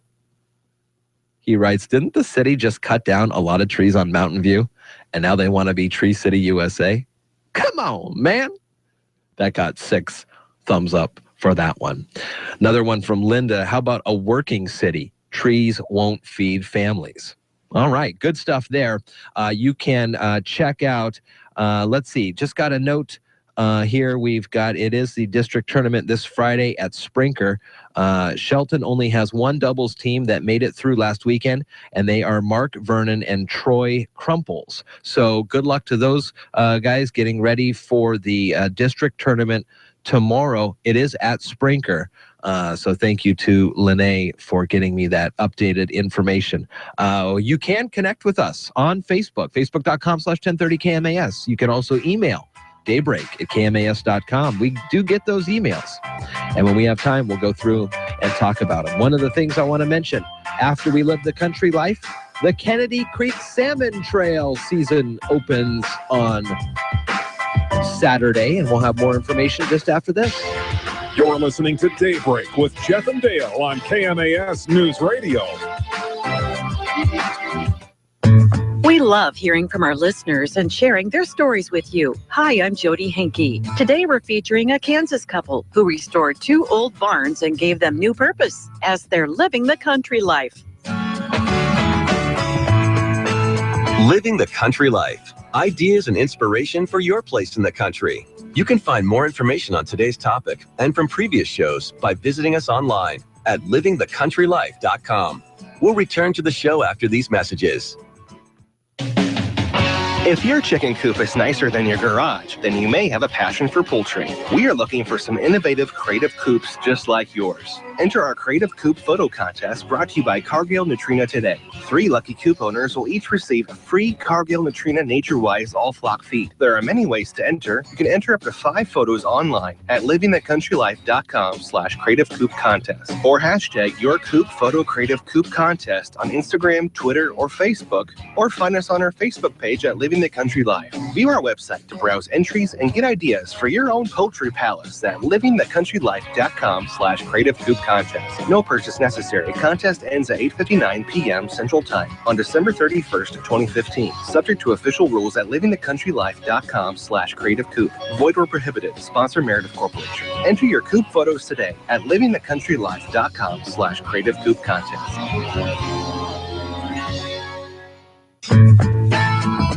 When Martin Rood was a boy, he spent a lot of time playing in the barn on his grandparents' farm. It was his dream to someday renovate a barn into a home.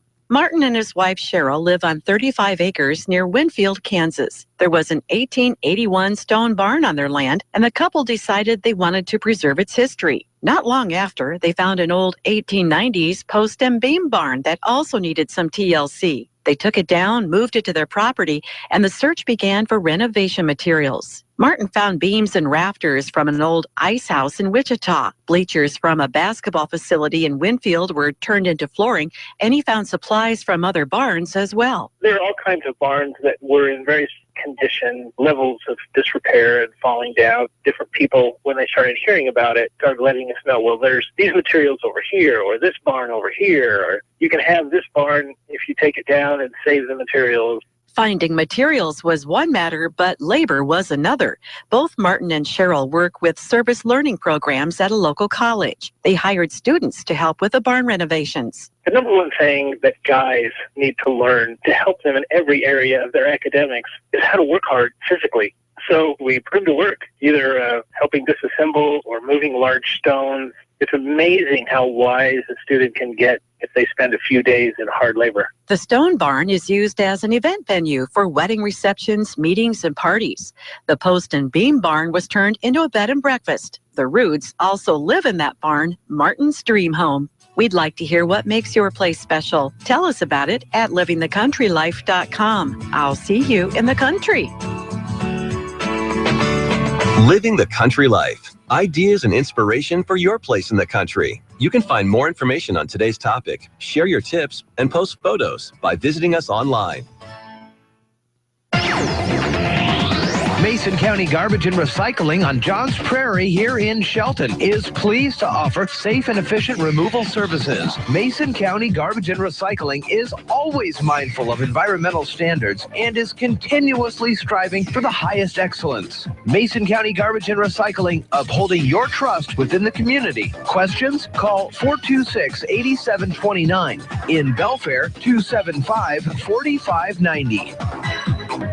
iFiber Communications, the fastest internet provider in Washington State, has just opened their doors here in Mason County and got their first local customers signed up. James, tell me about your experience. From the first time I learned of iFiber to the day I got hooked up, even now, I felt that my fiber connection and the service given to me have been the #1 most important job to every member of the iFiber team. And not just because I was first in line with my nose pressed up to the glass waiting for a company to take my money. What differences have you noticed? I get what I pay for. With non-fiber solutions, you're paying up to the top and never get a constant number anywhere near that top. With fiber, you certainly do. With iFiber, you get it at a competitive and affordable price. Why should others sign up for iFiber Internet? Well, iFiber has made a commitment to Mason County. They're working hard to bring fast speeds to everyone at an affordable price. And now with phones and television, your bill will be all in one place with no hidden fees or sudden price changes to surprise you month to month like other all-in-one service providers. Get signed up for iFiber Communications today by calling 360-427-4000 or visit ifiber.tv for more information.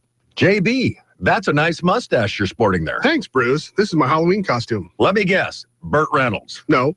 Has to be Tom Selleck. No, I'm Bruce Titus, and I have a real deal for you. Hurry in to Bruce Titus Olympia Nissan for a spectacular sale with beautiful discounts on all new Nissans. There's only one Bruce Titus, JB. It's true. You are the real deal. Olympia Nissan in the Olympia Auto Mall or on the web at olympianissan.com. Count on me for the real deal. JB? Oh, sorry. Count on us for the real deal.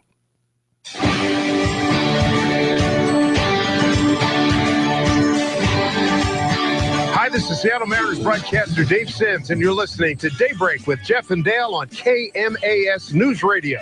6:52 here at KMAS online, KMAS.com, and a good morning to you.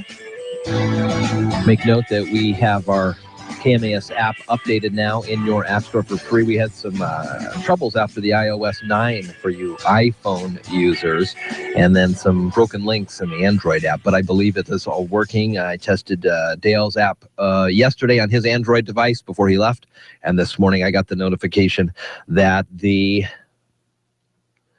Apple device is going to be on track right now. Coming up tonight, we have the 3-3. This is going to be a tough game for Miami. The 3-3 Miami Dolphins are heading into New England to take on the Patriots. Oh, by the way, they're 6-0. We've got the game for you at 5 o'clock tonight. You know, I really want to pick Miami for the upset, right? New England, they can't win them all. Or can they? I don't know. It's a lot of fun to follow these, and we've talked about it before on the radio. Dale and I have the parity, and by parity I mean just like the evenness, the level playing field that these teams in the NFL now have. Sure, there are good teams, and sure there are stinker teams, but at any given Sunday night, Monday night, Thursday night, any given game time, any team really can beat any other team. I mean, we saw it with Oakland beating San Diego. What? Oakland beating San Diego. All right, I also want to make sure that people are aware, and I did get another note from my brother that an old friend of ours who we used to go when we had season tickets at the Seahawks back about 10 years ago, we would go and tailgate, and one of the friends of ours is a lady named Stephanie. She's got a wonderful young son named Dylan. Well, he's part of Shelton Climbers Youth Football. And I know there are a lot of youth football players out there listening right now. Well, they've got their championship Sunday coming up this Sunday at Tumwater High School. Looks like some of the games get underway at 10 with the Junior Cats and the Beavers. Also, the Climbers in red taking on the Blazers in white. The T-Birds in green taking on the Sentinels. The T-Birds proper taking on the Climbers proper. And the Bears in white taking on the T-Birds. So some great games coming up this Sunday for youth football in Tumwater. So if you've got that going on, remember we do fall back. So we will be going back an hour. So make sure you're aware of that change in the clocks. We don't want these kids to miss their games. So good luck to all those kids that'll be playing. Good luck to you, Dylan. And that's pretty cool stuff.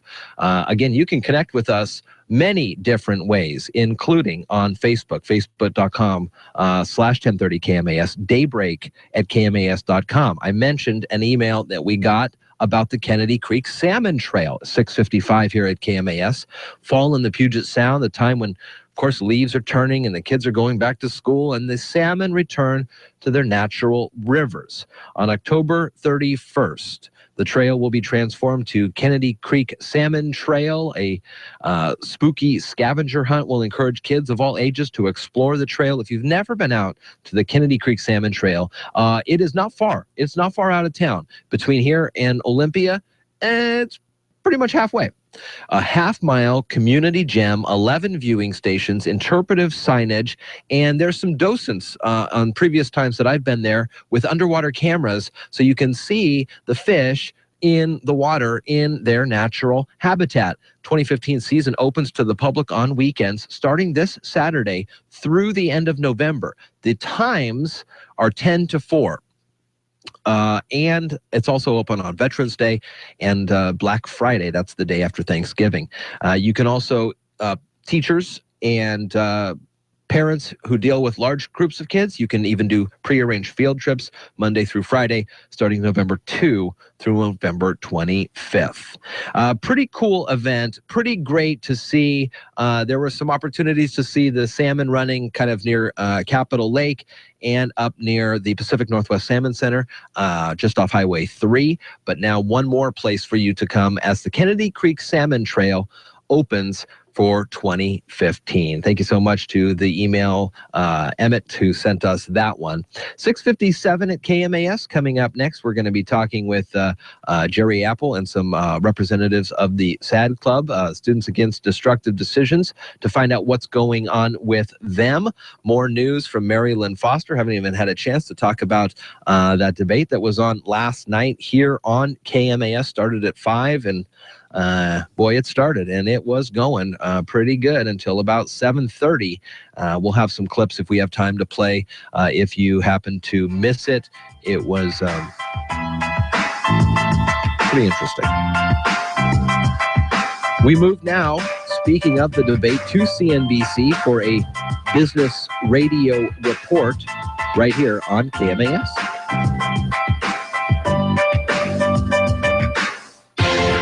You're listening to Daybreak with Jeff and Dale on KMAS News Radio.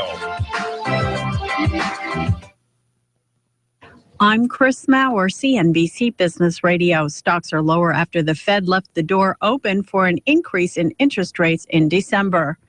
The Dow's down 35 points, the Nasdaq lower by 18. Another big round of earnings, Deutsche Bank reporting a more than $6.5 billion net loss during the third quarter. The bank announcing it's cutting 35,000 jobs over the next 2 years. Belt-tightening measures helped the New York Times, posting a higher than expected quarterly profit. MasterCard also beating expectations, although its revenue was hurt by promotions like rebates and other incentives. Joblessness rose last week, but not by much. The Labor Department says new claims for unemployment insurance rose to 260,000. Meantime, gross domestic product advanced 1.5%. That's far below the 3.9% rate of the previous quarter. Chris Maurer, CNBC Business Radio. As the owner of a sock shop, there are a few things I can count on during the holidays. No one will know what to get their dad, everyone will decide at the last minute, and they'll decide on socks. And now, thanks to the Postal Service, my customers will know exactly when dad's socks are delivered, which is nice, because it's the only thing the poor guy's going to get. Introducing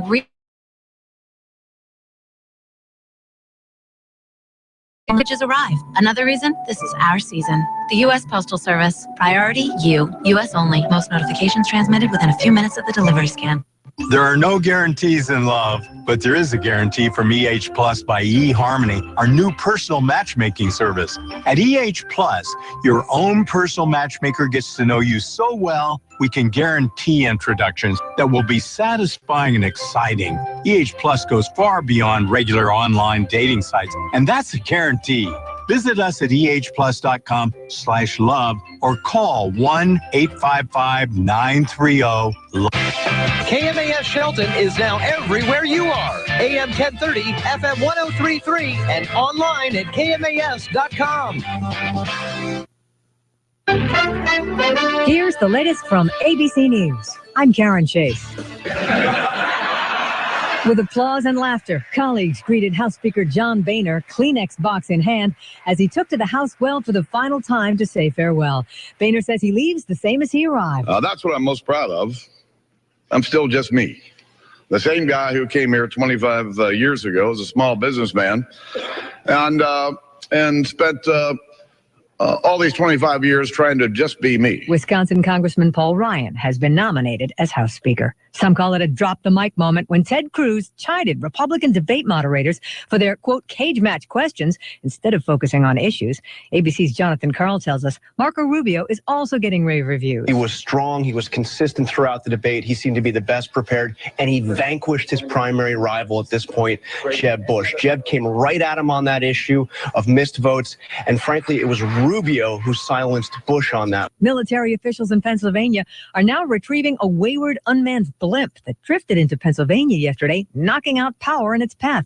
ABC's Mark Remillard has the latest. We're told recovery teams from Aberdeen Proving Ground are here, but have not yet begun working to collect the deflated blimp that crashed here in a small town in central Pennsylvania. A safety team must first arrive for work to begin. That blimp left a trail of damage as its 1-inch thick tether wire dragged along the ground, knocking down power lines. This student, Joshua Johnson, says he was in class when everything went dark. We didn't know what was going on. We just thought it was a normal thing from the rain and the wind and stuff like that. In Muncie, Pennsylvania, Mark Remillard, ABC News. That scraping sound you hear is the economy crawling along. The Commerce Department says it grew at a lackluster pace of 1.5% in the third quarter, less than half the rate of the previous quarter.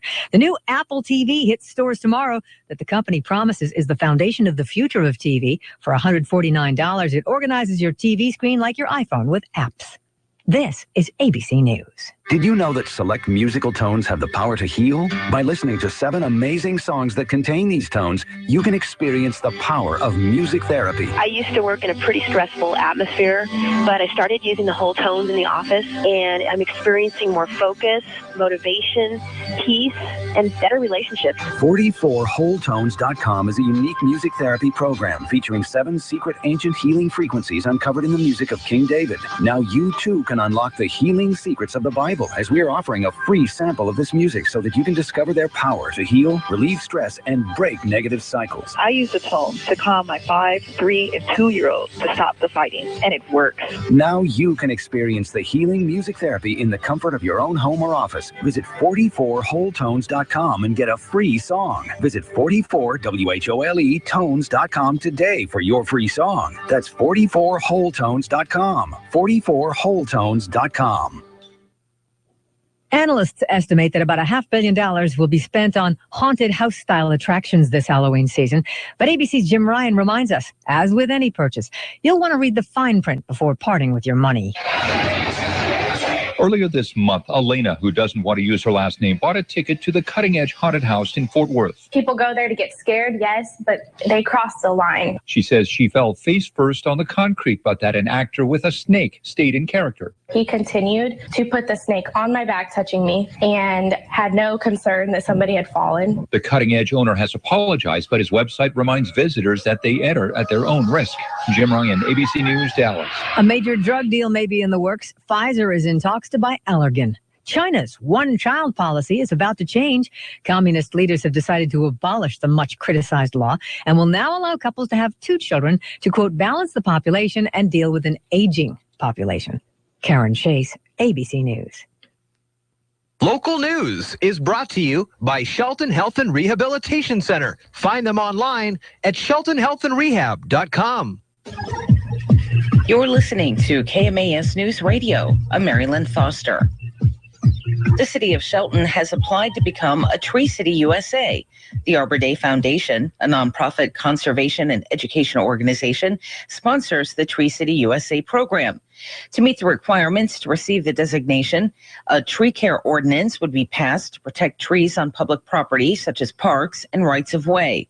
Additionally, the city would form a department or board with the responsibility of caring for all trees on city-owned properties and formally observe Arbor Day.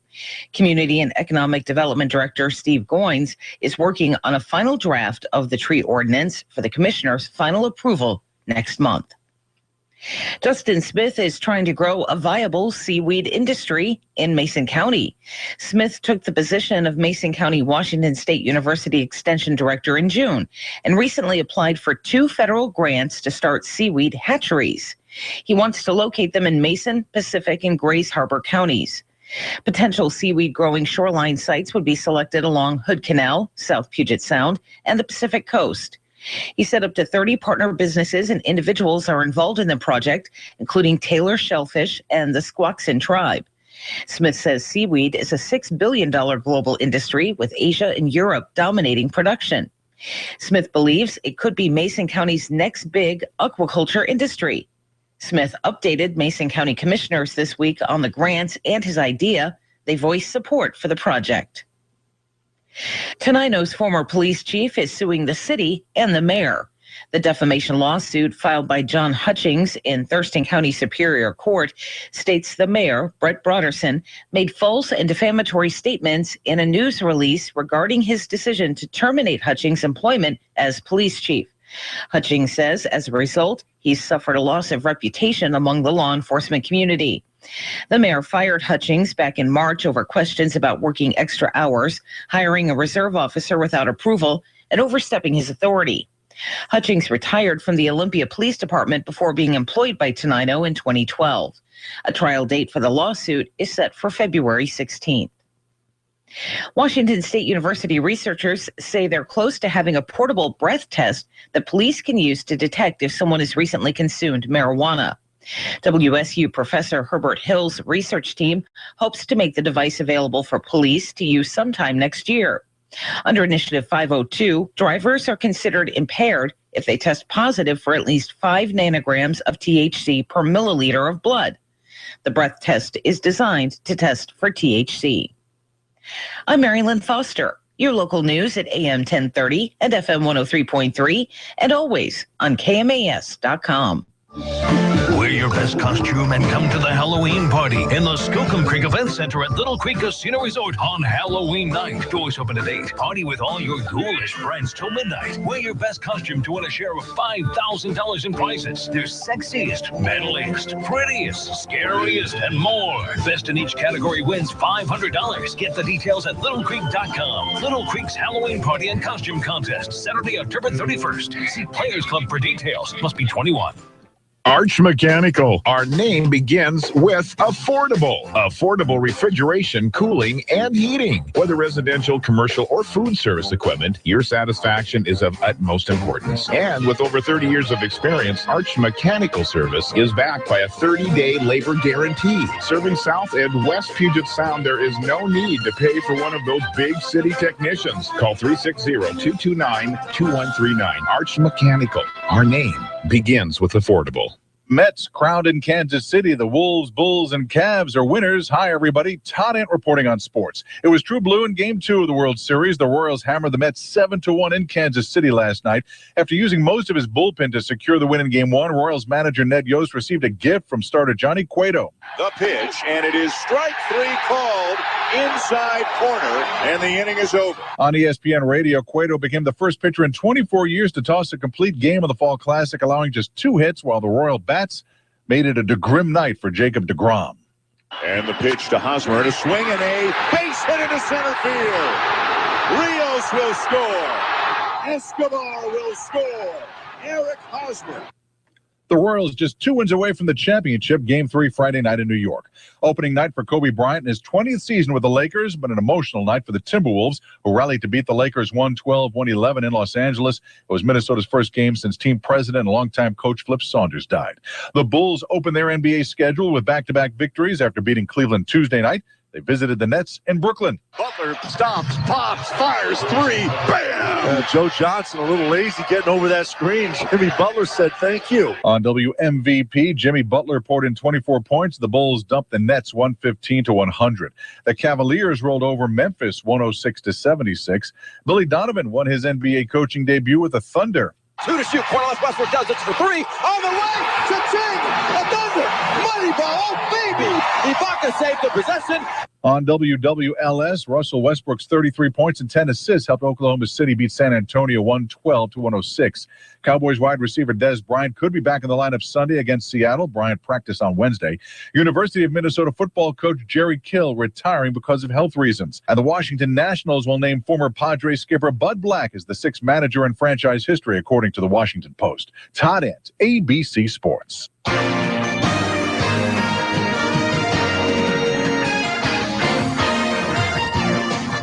Well, good morning to you. It's 7:10 here at KMAS, AM 1030, FM 103.3, and KMAS.com. Great night last night in Seattle as the Sounders end Galaxy's season with a 3-2 win in the playoffs. It was Eric Freiberg who took advantage of a defensive mistake and scored in the 73rd minute, lifting the Sounders past the Galaxy 3-2 on last night in the knockout round of the MLS Cup playoffs. So the Sounders have had a rough go, especially against the Galaxy, eliminated from the playoffs by LA 3 times since 2010. They finally got the better of its rival to the south and ended the year for the Galaxy, who had won the 3 of the last 4 MLS Cup titles. So Seattle now in the conference semifinals, and they will take on either FC Dallas or Vancouver, who is very contentious with Seattle and Portland with part of the Cascadia Cup. So that'd be a pretty good game. Tonight on KMAS, we have NFL football for you. The Miami Dolphins are 3-3. They're heading to New England to take on the Patriots, who are 6-0. We'll take that game at 5 o'clock this afternoon. Tomorrow, we have high school football for you. The Shelton High Climbers welcome the Capital Cougars to town. 6:45 the pregame, 7 o'clock the kickoff with Brandon Sparks, John McGlamory. Have all the calls for you and some special events going on in the game that we'll talk about in just a second. But first, we need to find out what the weather is going to be like. 56 right now with some light rain, and that will be off and on during the first part of the day. By the afternoon, it should taper off and be a little drier. So hopefully that'll help with, again, an upcoming event happening. 58 today, 60 tomorrow with over an inch of rain and nearly 1 3/4 inches of rain on Saturday. So, wow, lots of rain here in the South Sound the next couple of days. It's Daybreak with Jeff and Dale on KMAS News Radio. Join the guys as they talk with neighbors, newsmakers, and each other, getting your day off to the absolute best possible start in the history of mornings. Connect with Jeff and Dale through the KMAS listener line, by email, or Facebook. Now, from where I-5 takes a sharp left toward Portland, Daybreak with Jeff and Dale. 7:12 here at KMAS, and a good morning to you. Just like on the air with you today. Dale's got the day off. He'll be off tomorrow as well. Tomorrow, though, we'll have Tammy Newton sitting in studio with us for a fun conversation and a Halloween conversation. We've got great guests in studio right now. So interesting how things work out. 2 longtime guests to KMAS with originally different reasons for coming in here, but now have combined to talk to us about the Shelton Sad Club. Jerry Apple is in studio, and our good friend Rachel, who has been on with us now for, we figured out 3 years. So kind of right before we found out that Kaiser was going to be coming into the world. Rachel, what school were you at again? Southside? Yeah, Southside. And so she came in and we did an interview.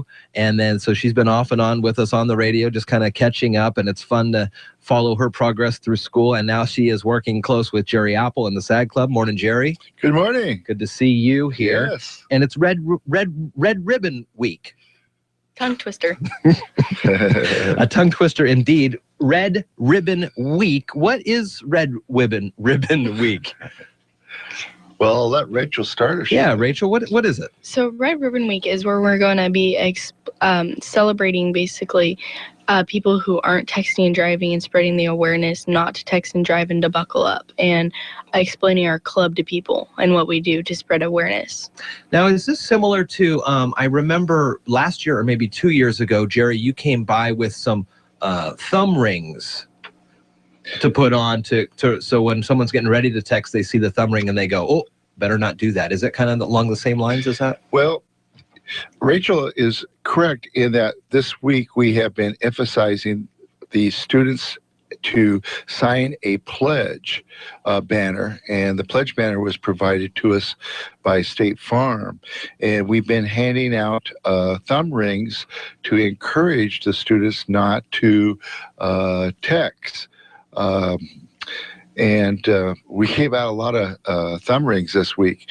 The red ribbon also means that we want you to be drug-free. Okay.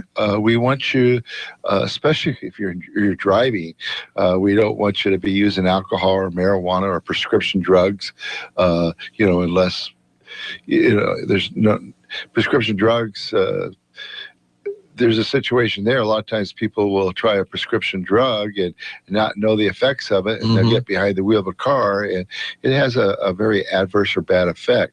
But yeah, the red ribbon this week, like Rachel said, we've been concentrating on texting and driving, encouraging students not to do that, and passing out the red ribbon so that people will put those on their antennas or wherever they want to put them to remind them, hey, we'd appreciate it if you'd be drug-free. One of the most powerful texting and driving commercials I have seen recently is the one where the lady is driving in the car, and it looks like kind of just a regular day. They're driving down the road, and a notification sound comes up, bing, and the lady looks at her phone and says, oh, everybody loves the picture that we posted of you or something. And in that moment, then there's a car collision. And for whatever reason, that ad spoke to me more than any other ad. Are you finding that kids are responsive to this? Now, you're catching them in a great time before they start to drive.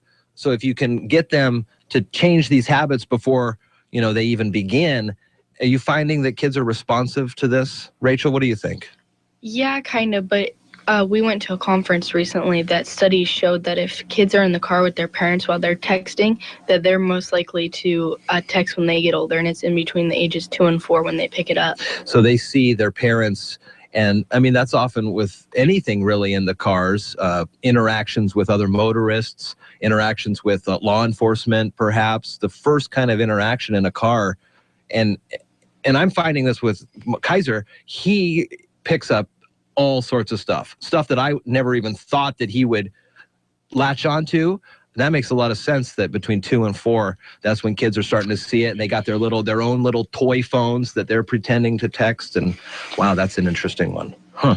Yeah. As parents, we've got to be role models. And young people pick up on a lot of things that we do, and then they take it for granted that it's okay. So this Friday at the high school game, you guys are going to be out spreading the word as well. Tell us about how that's going to work. Okay. Do you want me to go ahead on this one? Yeah, you can. Okay. State Farm Insurance. A person by the name of Everett. He looks just like Aaron Rodgers. Really? He does. It's funny because of the commercials, with Aaron Rodgers, the double check. But he's going to be there with us, and Rachel and a few other students are going to be there. We're going to have a table, we're going to have a tent, and we're going to have students sign a pledge. We're going to hand out red ribbon, and we're also going to hand out juice pouches, which has a message on it. Hang up your phone. Your friends can wait. And we've seen that message on the back of transit buses. And so we're trying every way we can creatively to remind people of the dangers. But one of the things that we're going to do is we're going to have everybody that signs the pledge, we're going to have them put their name in we're going to have a raffle. Oh, wonderful. We're going to have a drawing between the 3rd and 4th quarter. And whoever wins gets a $136 gift certificate. We can't hand out money because that would be against the lottery rules and ASB rules, but we can hand out a gift certificate to their favorite place. In other words, we're rewarding positive behavior, which is good. Rachel, what do the kids say, about this kind of texting and driving? Do they understand what's going on? Do they understand the reasons why, even if you take your eyes off the road, even for just a second, I mean, terrible things could happen? Are kids understanding of that, or are they kind of like, well, I see my folks do it, nothing's happened, kind of living on the edge? I think that it's 50-50. 50% of the kids get it, and the other don't, because the other ones who just don't get it just don't really care. Right. Now, Jerry, I know that you're big into the schools and you're around the schools a lot, and you're a mentor to many kids. But Rachel, do you find that messages come from kids to kids come across a little better? Yes, because they're more willing to listen to kids their age than adults, because they just do, I guess. Sure. It's not some... I can give you a perfect example of what Rachel is saying. Please. When we go into the 8th grade health classes or the 4th grade health classes, and we talk about tobacco use, the tattoo program, Teenagers Against Tobacco Use, Yeah, they listen to the students, their peers, like Rachel and Kristen and the others that are presenting. And they listen to them more than they do me. I mean, it's good to hear it from me, but if they hear it from their peers, I think it's better.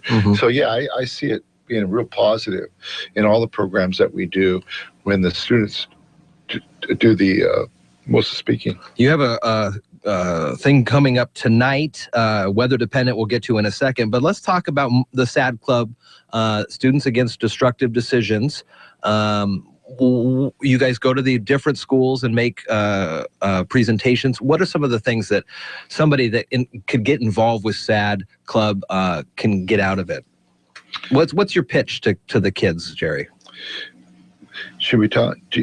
How'd you get Rachel to get into the SAD Club? What drew you to this? That we had an open school night at our school for the new 8th graders coming in, and the SAD Club had a booth up.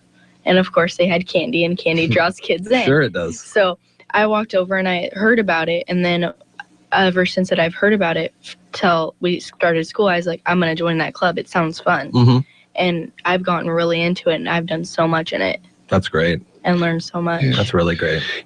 Speaking of fun, I think, like on Saturday night, we have Halloween. Yeah. I'm hoping it doesn't rain as much as they say, but I live in Olympia, and I have over 1,000 trick-or-treaters. I live there right by the state capitol, by the haunted houses. And I always tell the students, hey, let's have some fun. If we're not having fun in this club, why be in it? I mean, we want to do the good things, the community service things, go out and talk to students about different safety issues. But, we're going to do some different fun things too, like paintballing on November 14th. So I think that's another thing, the way we can draw students in. And of course, we have refreshments at lunch and things like that. And I think the most important thing is Rachel and Viola lead the 9th grade meetings, and I have a girl now, Kristen Bailey, who's leading the 8th grade meetings.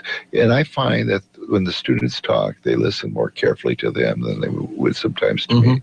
Well, I mean, even adding those kind of extracurriculars like paintball, just showing the kids that there are different options available out there rather than sitting at home on a Friday night getting stupid or something like that. There are options, positive ways to be involved in the community. All right, let's talk about tonight. Weather dependent, we're going to have an intersection rally. Now, I'm looking at the forecast, Jerry, and he says it's after school, so about 2:33.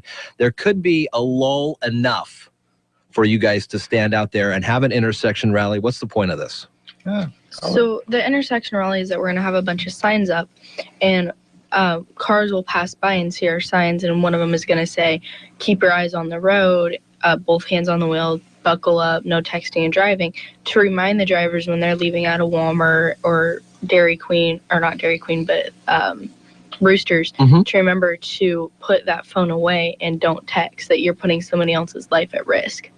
We don't drive. There are folks that drive multiple hours to get to where they need to go, but for the most part, we're just going across town or from one store to another store. And honestly, for me, I will tell you, it's tough to not do this, but with the enforcement and increased information, it is helping, and it's helping me. So I'm assuming it's helping other folks out there as well. Every time, as I mentioned, that TV ad, and then seeing you guys out there on the streets with the signs, it does, just constant reminders is what gets people's acclimated to these changes. I saw this thing at the store yesterday, and I don't even know how it worked, but it said it would stop texting coming into your car. I don't know if it's like a block signal or something. I'm sure your hopes are one day that you guys wouldn't even have to have these sort of emphases if the cars or if the technology gets to the point where if you're driving in a car, somehow the phones automatically know this and turn themselves off. You think that's in the future? Yes, I do. Actually, I've already seen an app that, it's not an app, but a setting on your phone, and it's called Drivers. And it realizes that as soon as you're in the car and moving, that it shuts off text messages to come to your phone. I mean, even that, and you could still probably get the notifications, but it's the noise, and we've become, so cell phones, I think I've had my cell phone for 15 years, and they've really gotten, in the last 3 years, pretty integrated in our lives. Yes. And we are so conditioned now to hear the da-da-ding or da-doo, you know, some sort of a noise, and we automatically go to look for it. And by stopping that with that driver setting and maybe some other changes later, that probably really will help. Or you can put on there a message, I'm driving right now. I'll call you back when I get done. Yeah, there's no reason, really. If you're driving, you can pull over. If it's that important of a call, you can pull over. If it's just you're liking something on Facebook, I mean, come on. It's not appropriate to do that in the car. Yeah. And when you pull over, pull it into a parking lot, not onto the shoulder. That's a good point. You bet. That's a good point. So we got the intersection rally tonight, and where's it going to be? Up by the Walmarts and the Roosters, Wallace Neelam? It'll be, it's going to be at Chevron's, where the Chevron station is, where Burger King is, and that'll be facing Walmart. That first intersection there that goes into a Walmart from the junior high. And we'll be there probably until 3:30, and then we're going to go to Burger King for a while and hang out. And hopefully we'll have about 15 or 20 students tonight, depending on the weather. Like you said, I hope it's interesting. Last year, Thanksgiving, on Wednesday before Thanksgiving break, we saw a lady make a left turn, and we were holding up all these signs, and never once when she made her left turn did I see her look up. She was on her cell phone, she was texting, and there was a pedestrian in the crosswalk. Whoa. And she came so close to hitting that pedestrian. And in driver's ed, traffic safety education, I always tell my students, before you turn that wheel, before you come out the intersection, you target, you look down the road, and you look over your shoulder. Well, there's no way she could have done that with her eyes on that cell phone. Are you still doing that, driver's education? Yeah, I am. This is my 46th year of teaching driver's ed. That's amazing. Yeah. Are you teaching mobile device usage in driver's ed these days? We are. There's a part of that curriculum? Yeah. Huh. And we show them a video that we did. Put some of the SAC Club students in it. Yeah, we've done a lot of different videos in conjunction with the Washington Traffic Safety Commission. I'm real proud of Rachel. She has been involved in the tattoo program, Teenagers Against Tobacco Use. She's helped us with the Little Stars program. She went last year with us to North Carolina to the national conference, and hopefully this year she'll get to go to Pittsburgh to the National SAG conference and to Portland, Oregon to the NSSP conference. But we're looking forward. We got some neat things coming up. Maybe you should share with them a couple of the things we're doing. We're almost up to news time, but what are the next couple things you guys got coming up? So, Christmas shopping. So one of our next upcoming events is that we go Christmas shopping for the kids whose parents can't really afford clothes and stuff for them. We go to the store and we get clothes like winter coats, gloves, hats, anything that would be for a kid or kid-sized. Wow. So not only in the SAD Club, Students Against Destructive Decisions, are you helping kids learn about keeping themselves healthy and responsible, but now you're getting involved in some other things. So there's a lot of different parts to this club. You can get, I'm sure people can join up if they want tomorrow night at the football game, or if you see them out at the intersections today, please make sure you don't text and drive. Don't do any of that stuff. One thing I want to just say, and we're going to be selling tickets for this. We're going to have a spaghetti feed auction, our parent booster club, and that's going to be February the 20th. And we're going to invite you and Dale to it, and it's going to be a great event. And so that's February the 20th. And we're going to invite the public to it and find out. And we're also going to honor that night people who have helped us, like yourself. Oh, wow. You look at the Melanie Bacalas at State Farm. You look at Ben Johnson at the health department. There's so many individuals out there that have been good to us. Some of the administrators have been great. And so we want to invite them and encourage them to come and see what we're all about. That's which they already do know about. But. February 20th. We will mark that on the calendar and we'll get you back in for that. Rachel, we'll have you in next month as well, just to kind of catch up on things, see how things are doing. Yeah.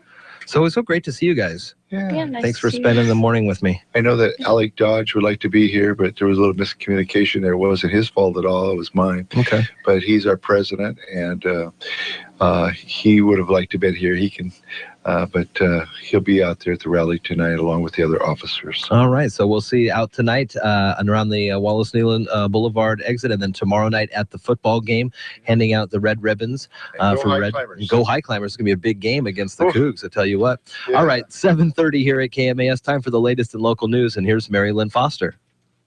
Is brought to you by Fred Holmes Tree Service. FredHolmesTreeService.com 4489. You're listening to KMAS News Radio. I'm Mary Lynn Foster. The city of Shelton has applied to become a Tree City USA. The Arbor Day Foundation, a nonprofit conservation and educational organization, sponsors the Tree City USA program. To meet the requirements to receive the designation, a tree care ordinance would be passed to protect trees on public property, such as parks and rights of way.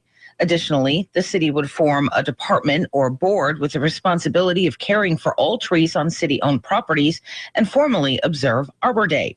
Community and Economic Development Director Steve Goins is working on a final draft of the tree ordinance for the commissioner's final approval next month. Justin Smith is trying to grow a viable seaweed industry in Mason County. Smith took the position of Mason County Washington State University Extension Director in June and recently applied for 2 federal grants to start seaweed hatcheries. He wants to locate them in Mason, Pacific, and Grays Harbor counties. Potential seaweed growing shoreline sites would be selected along Hood Canal, South Puget Sound, and the Pacific Coast. He said up to 30 partner businesses and individuals are involved in the project, including Taylor Shellfish and the Squaxin Tribe. Smith says seaweed is a $6 billion global industry, with Asia and Europe dominating production. Smith believes it could be Mason County's next big aquaculture industry. Smith updated Mason County commissioners this week on the grants and his idea. They voiced support for the project. Tenino's former police chief is suing the city and the mayor. The defamation lawsuit filed by John Hutchings in Thurston County Superior Court states the mayor, Brett Broderson, made false and defamatory statements in a news release regarding his decision to terminate Hutchings' employment as police chief. Hutchings says as a result, he's suffered a loss of reputation among the law enforcement community. The mayor fired Hutchings back in March over questions about working extra hours, hiring a reserve officer without approval, and overstepping his authority. Hutchings retired from the Olympia Police Department before being employed by Tenino in 2012. A trial date for the lawsuit is set for February 16th.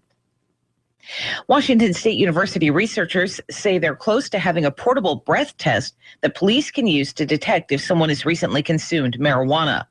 WSU professor Herbert Hill's research team hopes to make the device available for police to use sometime next year. Under Initiative 502, drivers are considered impaired if they test positive for at least 5 nanograms of THC per milliliter of blood. The breath test is designed to test for THC. I'm Mary Lynn Foster. Your local news at AM 1030 and FM 103.3, and always on KMAS.com. Ascend Roofing Company in Shelton's on top of it. 868-2730. Roofing work that speaks for itself. Just a note to express our appreciation for restoring our faith in a handshake. You did what you said you would, and that's all anyone can expect. We truly appreciate the work that was done, and your son Ryan is a wonderful representative of your company. Thank you again for making the gutters clean and our roof moss resistant. You could be the next happy customer by calling Ascend Roofing. 868-2730. Lucky Eagle Casino says, be sure to check your child's Halloween costume carefully. Make sure the eye holes in the child's mask are large enough, and use makeup for special effects. Lucky Eagle Casino says, make sure your child is dressed safely for a happy Halloween. Whitney's Chevrolet asks, will your child be dressed for a safe, happy Halloween? Be sure the costume is not too long so that it trails on the ground. Bright colors allow a child to be seen more easily at night. A reminder from your friends at Whitney's Chevrolet.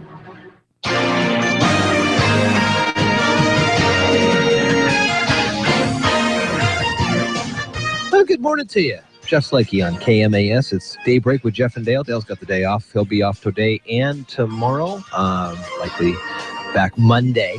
Tammy Newton's going to be sitting in with me tomorrow. Right now, we'll check sports at 7:35, AM 1030 and FM 103.3. Looks like Kansas City won yesterday, 7-1. They now lead that series 2-0. Royals pitcher Johnny Cueto went the distance. Wow, 2 hits in 9 innings, walked 3, struck out 4. First American League pitcher since 1991. To throw a complete game in the World Series. Pretty cool stuff. Now heading to New York City, facing off the Mets in Game 3 Friday night. Both teams are vying for their first championship in 3 decades. Last and only time the Royals claimed the title was in 85. Mets won their second championship in 86. We remember that with the Boston and then Bill Buckner and yada, yada, yada. Their first World Series title was in 1969. I had read somewhere that these 2 teams are the first 2 teams after integration. I mean, if that makes sense to you, right?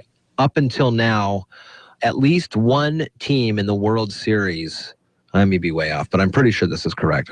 At least one of the teams in the World Series for all these years has been essentially the old guard, like an older team where in the days there was the segregation before Jackie Robinson and integration. These 2 teams are the first time 2 teams are in the World Series that both have come about after integration. Pretty interesting. Around here, we had a big game up in Seattle, and the Sounders came out victorious. If I can find that story, they beat the LA Galaxy yesterday, and they are going to be moving on to the division championship here, and they're going to maybe either take on the Washington or the Vancouver Whitecaps or FC Dallas. It was 3-2 in the MLS playoffs last night. Eric Freiberg took advantage of a defensive mistake and scored in the 73rd minute, beating the Galaxy 3-2. And Galaxy has really had the Sounders' numbers. They beat them the last 3 times since 2010, eliminated those guys from the playoffs 3 times since 2010. Seattle finally gets the better of its rival. Looks like the Seahawks could have another weapon against them this Sunday, as Des Bryant is likely to return to the game. Richard Sherman will be on him very close. We have the game for you on Sunday, 11 o'clock the pregame, 1:25 the kickoff here on KMAS. Also, coming up tomorrow night, Shelton. Oh, tonight we have NFL football too. Who is it? It's Miami and the undefeated Patriots, 5 o'clock for that one. Tomorrow night, big game. Playoff implications for your Shelton High Climbers taking on the Capital Cougars. We welcome folks listening on 103.3 in Thurston County in West Olympia, also on AM 1030, to tune into the game tomorrow night, 6:45 the pregame, kickoff at 7. Big game. Also, I was noted that the Shelton Climbers Youth Football has a couple final games this season, this upcoming weekend. And congratulations to the Climbers MJV Red and Climbers SJV, who will both be playing for the league championship on Sunday. That is coming up over there in Tumwater at Tumwater High School. Championship Sunday, November 1. Those games get underway at 10 o'clock. Junior Cats versus the Beavers, and then the Climbers in red and against the Blazers in white. T-Bird green versus the Sentinels, and the T-Birds versus the Climbers again, and the Bears white against the T-Birds. So that's all happening on Sunday. Now, a reminder, we'll likely be up late Saturday night. It's Halloween. Regardless of the weather, we'll be up late because it's a Saturday night. I mean, Bay City Rollers said it the best. SATURDAY night. Now, moving into Sunday, not only are we coming off a great Halloween, but we fall back an hour. So, my goodness, I would hate to hear about any kid missing their big championship Sunday because we overslept or we missed our fall back. Well, I guess if they fallen back, everybody would be there an hour early. So that doesn't really count. disregard that. Moving on to the forecast. 55 out there right now. Rain continuing off and on throughout the day. Hopefully will stop for a little bit this afternoon around 2 or 2:30 as the Shelton SAD Club will be out reminding folks not to text and drive and to keep their eyes and hands on the wheel. But we do see rain throughout the day. Tomorrow, 60 and over an inch expected. Saturday, 1 3/4 inches expected. Sunday, about 1/2 inch expected. We'll dry out into next week, but the weather is going to be wet for Halloween. It's Daybreak with Jeff and Dale on KMAS News Radio.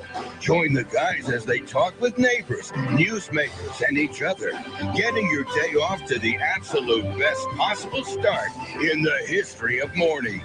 Connect with Jeff and Dale through the KMAS listener line, by email or Facebook. Now from Shelton's Media Row, Daybreak with Jeff and Dale.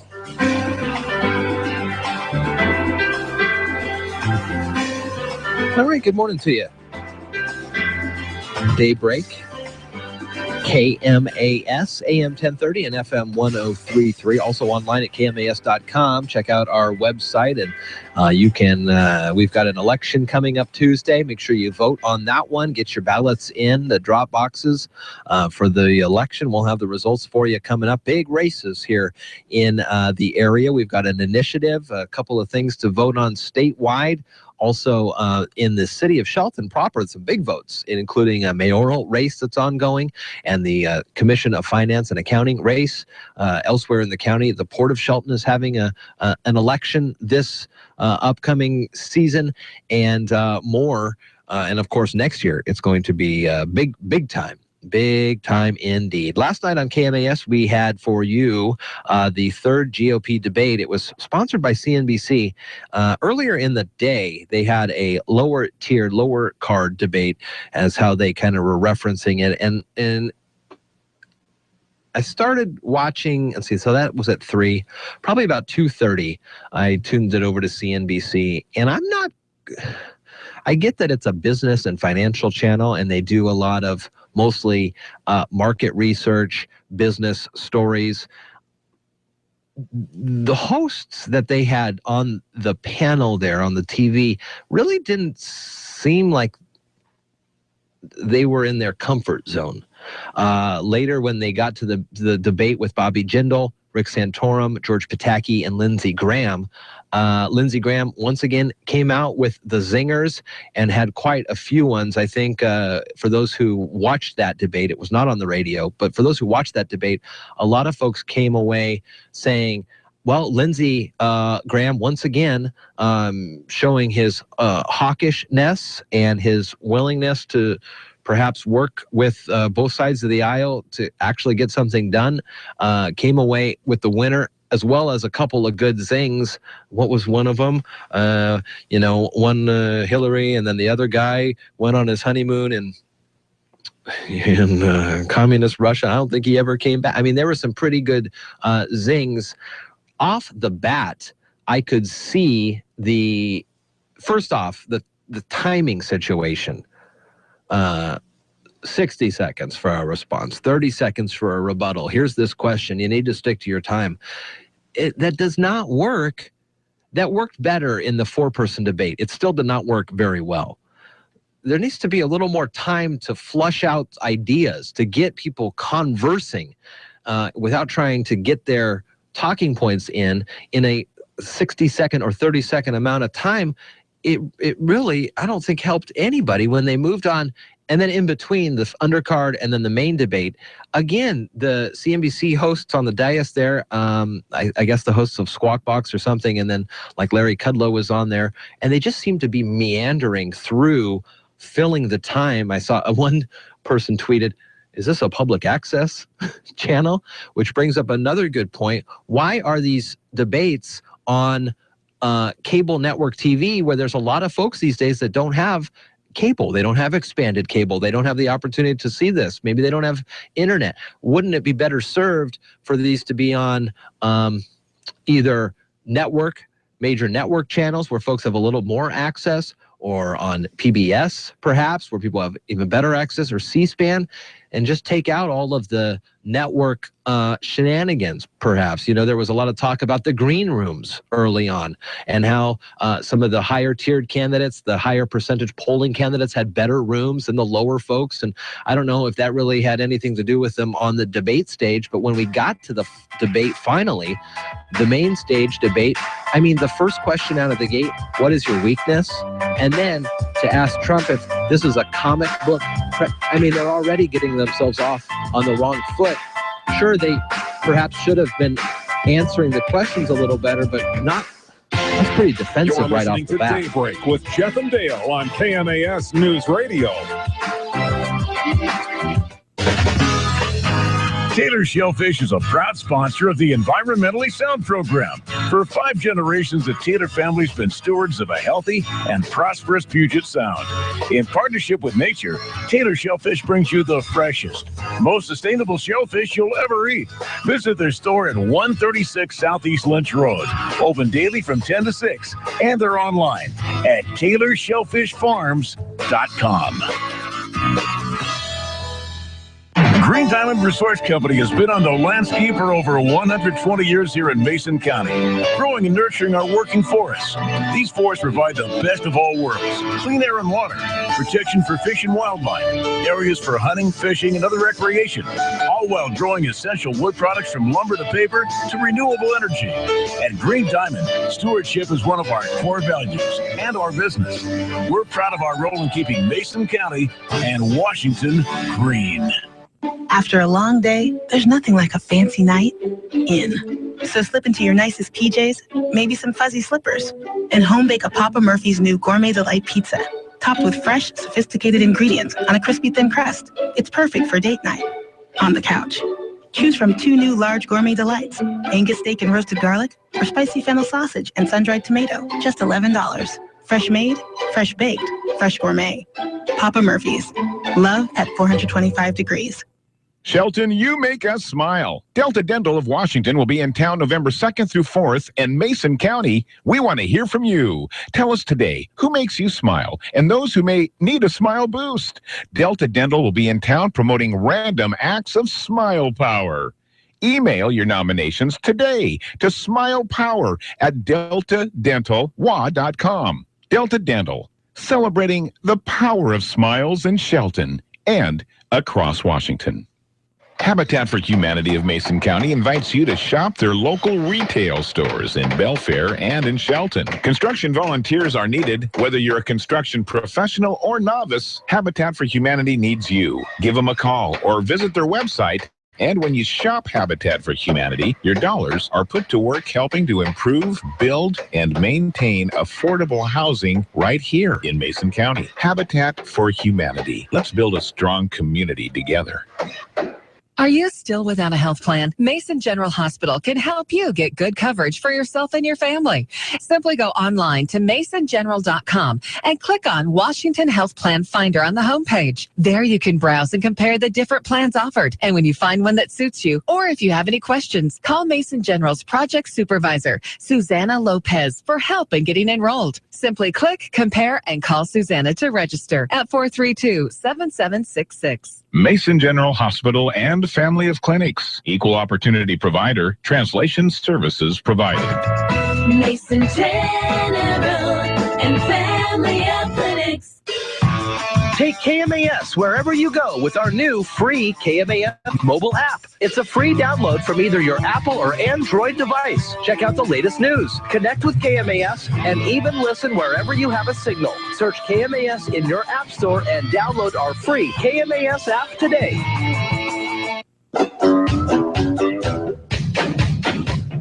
Hey, my name is Karen Herr, Mason County Auditor, and you're listening to Jeff and Dale on Daybreak on KMAS Radio. Thanks, Karen. And Karen and her team are going to be working very hard in the next couple of days as the ballots start to make their way in, and make sure you get your ballots in. There are plenty of drop boxes around the area that can get those ballots in. Make sure they're postmarked as well. by Election Day. 7:50 here, KMAS AM 1030, FM 103.3, and KMAS.com, or can we streamed online and around the world this morning.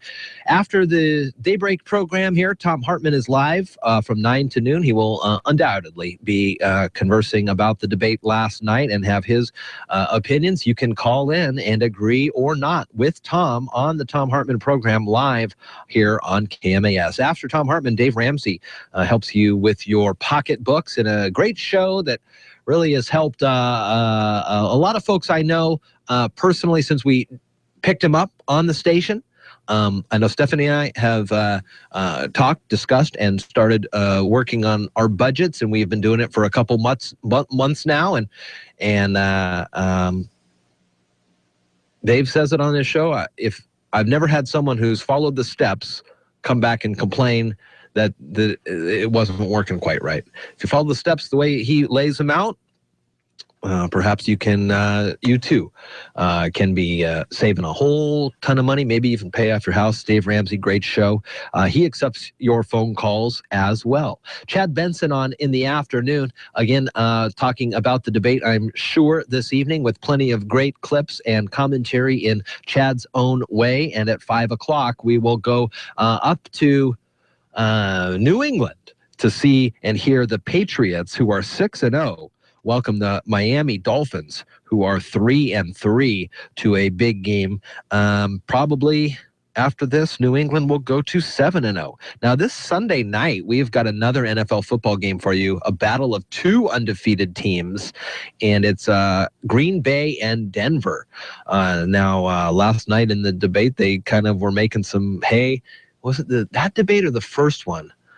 But, you never go into a state, or you go into a place and you start rooting for the opposite team. I mean, that does not endear you to the audience straight away.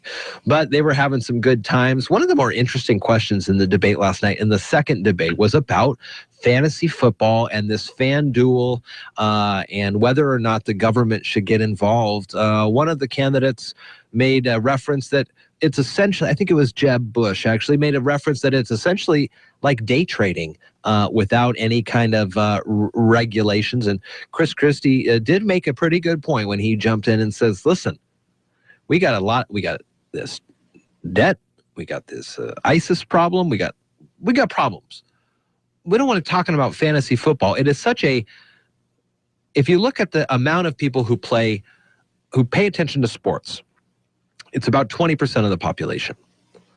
And it's about 20% of any population that gravitates to anything. And of that 20% who play sports, I mean, it has to be, and I don't know, I'm just going to kind of speculate here.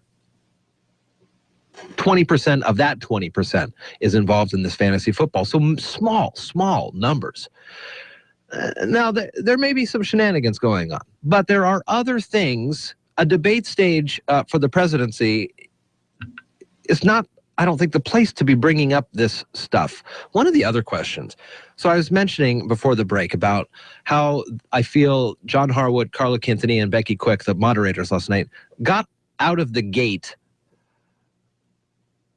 already putting the candidates on the defensive. Nobody likes to answer the question, what is your weakness? They don't know how to answer that question.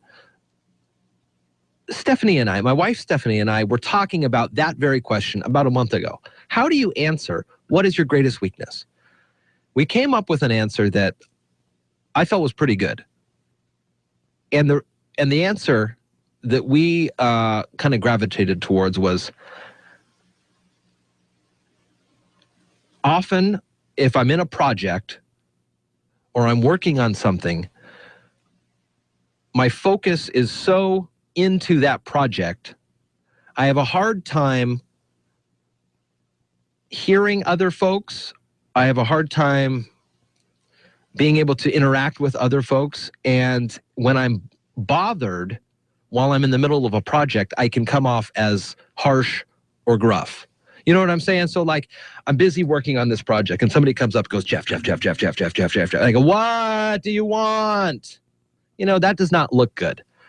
Because I'm so focused on this project, I want to get this project done. I may not interact with you the best way possible. Now, that is the only answer to what is your weakness that I have ever come across that we came up with that was like decent.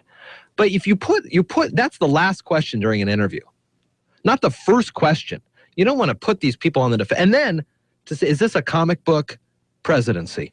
No.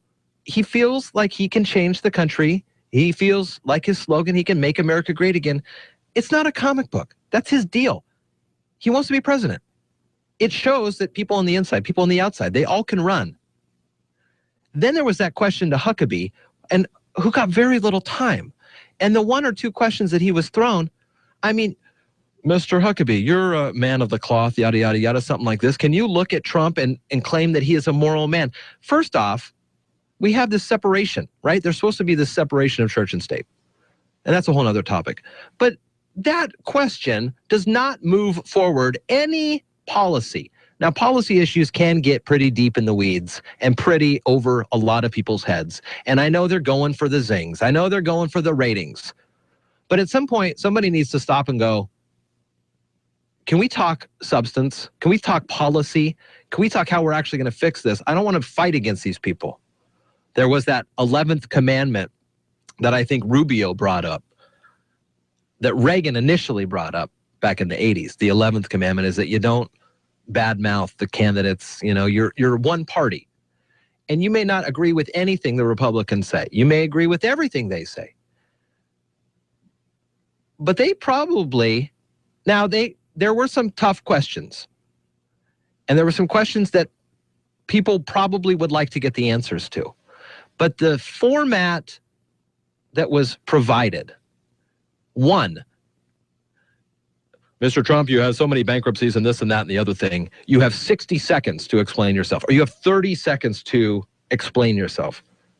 You cannot accurately explain anything in 60 seconds. I just had 7 minutes and I barely explained it. All right. Coming up next, we're going to talk about a fun event happening at Maple Glen. It's pumpkin, we're right around Halloween time. We're going to be talking about pumpkin carving and a pumpkin carving contest just after this. You're listening to Daybreak with Jeff and Dale on KMAS News Radio. Sometimes knowing what not to do in the lawn and garden is as important as knowing what you should do. A prime example today from the Old Farmer's Almanac. You might just be bloated. Find out by calling now for a free trial of New Biotics, the new breakthrough that flattens bloated bellies fast. For a free trial, call 1-800-940-9575. I used to be plagued by potbelly and constant bloating. After taking New Biotics, my belly flattened and continues to get flatter. My sense of bloating and discomfort is gone. If you've got a big belly, you might not be fat. You might just be bloated. New Biotics is scientifically formulated with natural ingredients to flatten bloated bellies fast by cleansing pounds of rotting food and toxic sludge from your body. It even combats periodic heartburn and acid reflux. So just think how much better you'll look and feel. Think you might be bloated? Call now for a free trial of New Biotics and see how much flatter it makes your belly. You might be surprised. But hurry, call now for details while these free trials last. 1-800-940-9575. That's 1-800-940-9575. 1-800-940-9575. With more practical tips and useful advice, this is the Old Farmer's Almanac Radio Report for Thursday, October 29th, the 302nd day of the year. Actress Winona Ryder has a birthday, and Muhammad Ali won his first professional fight on this day in 1950. We often talk about seasonal lawn and garden chores, but sometimes knowing what chores you shouldn't do are just as important. And here's one of the biggest mistakes homeowners make in the fall: pruning trees and bushes. Generally speaking, it's not a good idea. Open wounds have no time to heal before freezing temperatures arrive, and some trees and shrubs have already set their buds for next spring. Here's 2 rules of thumb to live by. Prune big non-flowering trees in late winter, and prune flowering trees and shrubs after they bloomed in the spring. That is the Old Farmer's Almanac Radio Report. Find our monthly gardening guide online at almanac.com. Art Bell has returned to radio with Midnight in the Desert, overnights during the week on KMAS Shelton, AM 1030, FM 103.3, and KMAS.com. Here's the latest from ABC News. I'm Karen Chase. There's a new man of the House. The Honorable Paul D. Ryan of the state of Wisconsin, having received a majority of the votes cast, is duly elected as Speaker of the House. Former House Speaker John Boehner passed the baton to Ryan after an emotional farewell speech to colleagues. I leave with no regrets, no burdens. If anything, I leave the way I started. I'm just a regular guy, humbled by the chance to do a big job. Boehner got a standing ovation when he brought a box of Kleenex to the podium. Ryan has promised to unify Republicans and move the Congress forward. They didn't kill the messenger, but they did attack the media. Republican presidential candidates, including Ted Cruz, clashed with the moderators at last night's Colorado debate, accusing CNBC of asking contentious questions. This is not a cage match. And you look at the questions. Donald Trump, are you a comic book villain? Ben Carson, can you do math? John Kasich, will you insult two people over here? Marco Rubio, why don't you resign? Jeb Bush, why have your numbers fallen? How about talking about the substantive issues people care about? Who doesn't have a smartphone these days? Fewer and fewer people, it seems, according to a new Pew Research poll. 2/3 of American adults now have smartphones.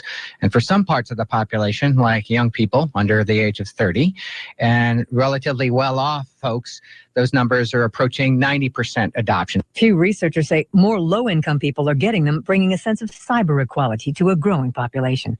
Harris is recalling some potato chips labeled gluten-free because they may contain wheat. The 1.8-ounce bags of sour cream and onion chips do appropriately list it on the back. Don't blame it on your birth order. A new study found no evidence that it has any impact on personality, though researchers found older kids had a slight intelligence edge. The lead author says bullying stemming from birth order can have an impact, but it's not typical. It's episodic. This is ABC News. You know the story of Hansel and Gretel, where Hansel left breadcrumbs on the trail so they could find their way back home? That's what you do when you use public Wi-Fi, or shop online, or give out your social security number at your doctor's office or the bank. You leave breadcrumbs on the trail for someone to possibly steal your identity and take everything you own. At LifeLock, we use proprietary technology to detect signs that someone has picked up your breadcrumbs to take what's yours. And unlike free credit monitoring services that only alert you, we have a dedicated resolution staff to help clean things up if all those breadcrumbs get messy. No one can prevent all identity theft or monitor all transactions at all businesses. But with LifeLock, you can keep doing the things you do every day and feel better protected. Isn't it time to help protect yourself from someone eating your financial lunch? Plans start at $9.99 a month. Right now, you can get 10% off. Go to lifelock.com and enter promo code NEWS.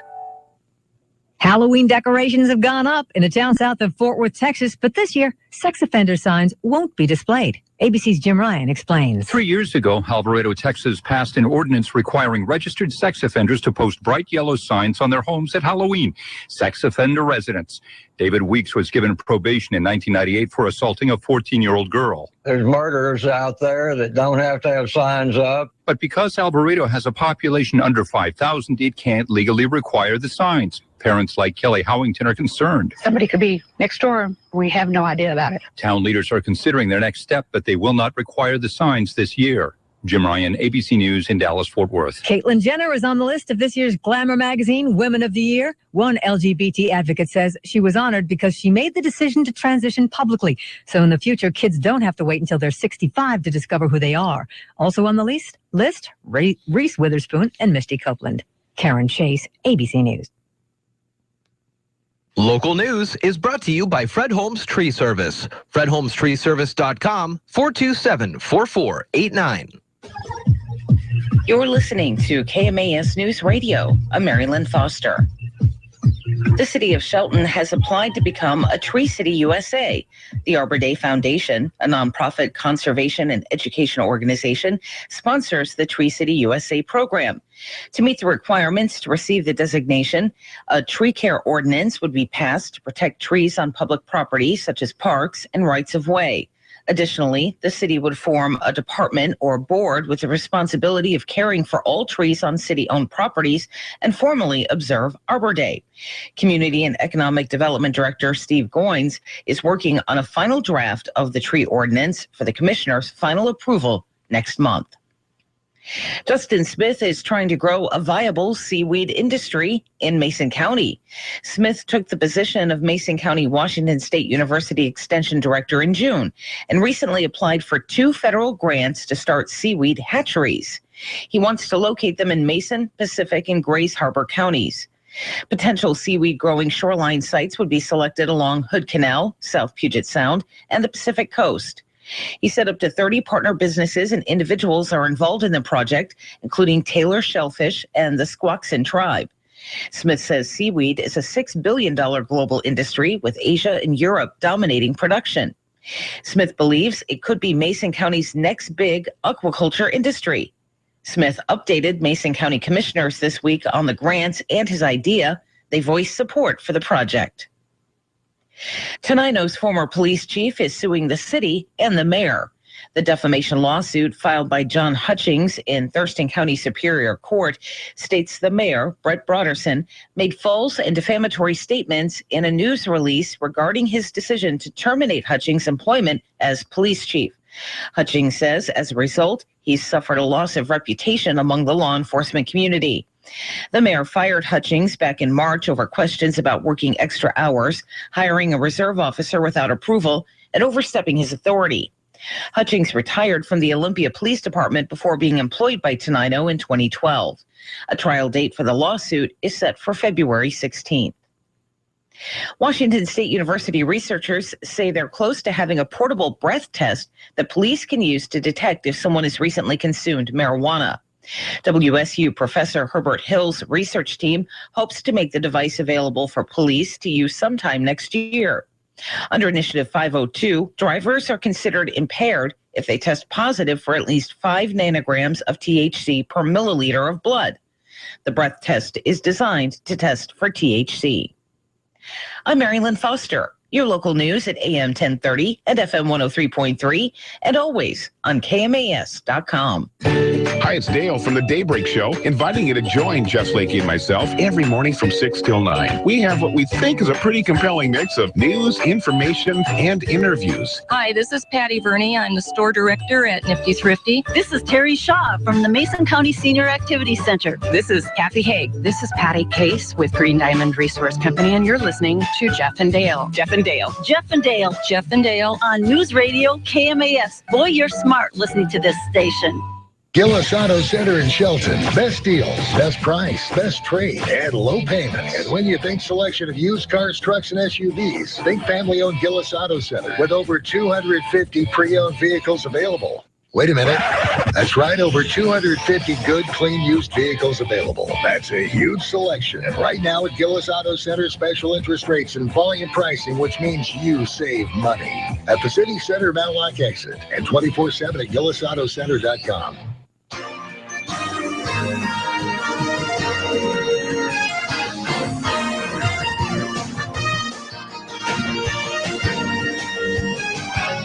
.808 and a good morning to you. Daybreak with Jeff and Dale on KMAS News Radio. And good morning to you. It is Daybreak. Taking a look at sports, and we had a big game up in Seattle last night, helping the Sounders move on in the MLS playoffs. It was Eric Freiberg who took advantage of a defensive mistake and scored in the 73rd minute. Seattle Sounders passed the LA Galaxy 3-2 last night, knocking them out of the playoffs. After getting eliminated from the playoffs by the Galaxy 3 times since 2010, Seattle finally got the better of its rivals to the south. Ended the year for them, who have also won 3 of the last 4 MLS Cup titles. Tonight on KMAS, we have a NFL football game for you. It's the Miami Dolphins, who are 3-3, taking on the New England Patriots, who are 6-0. That game coverage starts at 5 and kickoff at about 5:25. Tomorrow, we've got high school football for you. The Shelton High Climbers are welcoming the Capital Cougars to High Climber Stadium, and it's going to be a great game with playoff implications for the High Climbers. 6:45 the pregame, 7 o'clock the kickoff with Brandon Sparks and John McGlamory right here on AM 1030 FM 103.3 and online at KMAS.com. Sunday, we have Seahawks football. Saturday night, actually, I forgot to mention that we've got Cougar football taking on the Stanford Cardinal in Pullman for a Halloween game. And this is going to be a big game, big test for the Cougs, who I have predicted will win the Pac-12 championship. And every time I say it, I get a couple laughs from people around me. But you got to admit, they're looking pretty good this season. Seahawks on Sunday, 11 o'clock the pregame, kickoff 1:25. Dallas Cowboys, and we're likely to see the return of the Des Bryant to the Cowboys. Looking now at the forecast and a good continued morning to you. It's 55 with partly cloudy sky right now. We are looking at rain off and on throughout the day, but starting to taper off and may just turn a little misty off and on. Tomorrow we see a lot of rain, unfortunately. Over an inch and now about an inch and a quarter just Friday. Just Saturday, 1.75 inches of rain. So it is going to be quite wet here this weekend. Sunday, more rain, about 0.5 inch. It's Daybreak with Jeff and Dale on KMAS News Radio.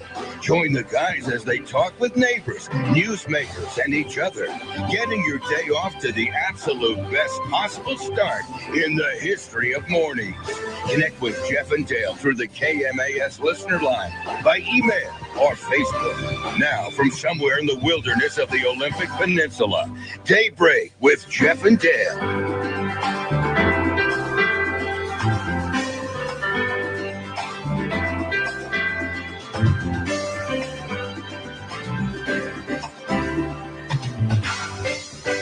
It's 8:11 here at KMAS, and great guests continue here on Daybreak.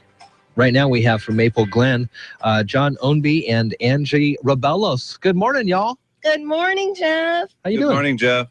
Nice to meet you, John, and Angie, good to see you again.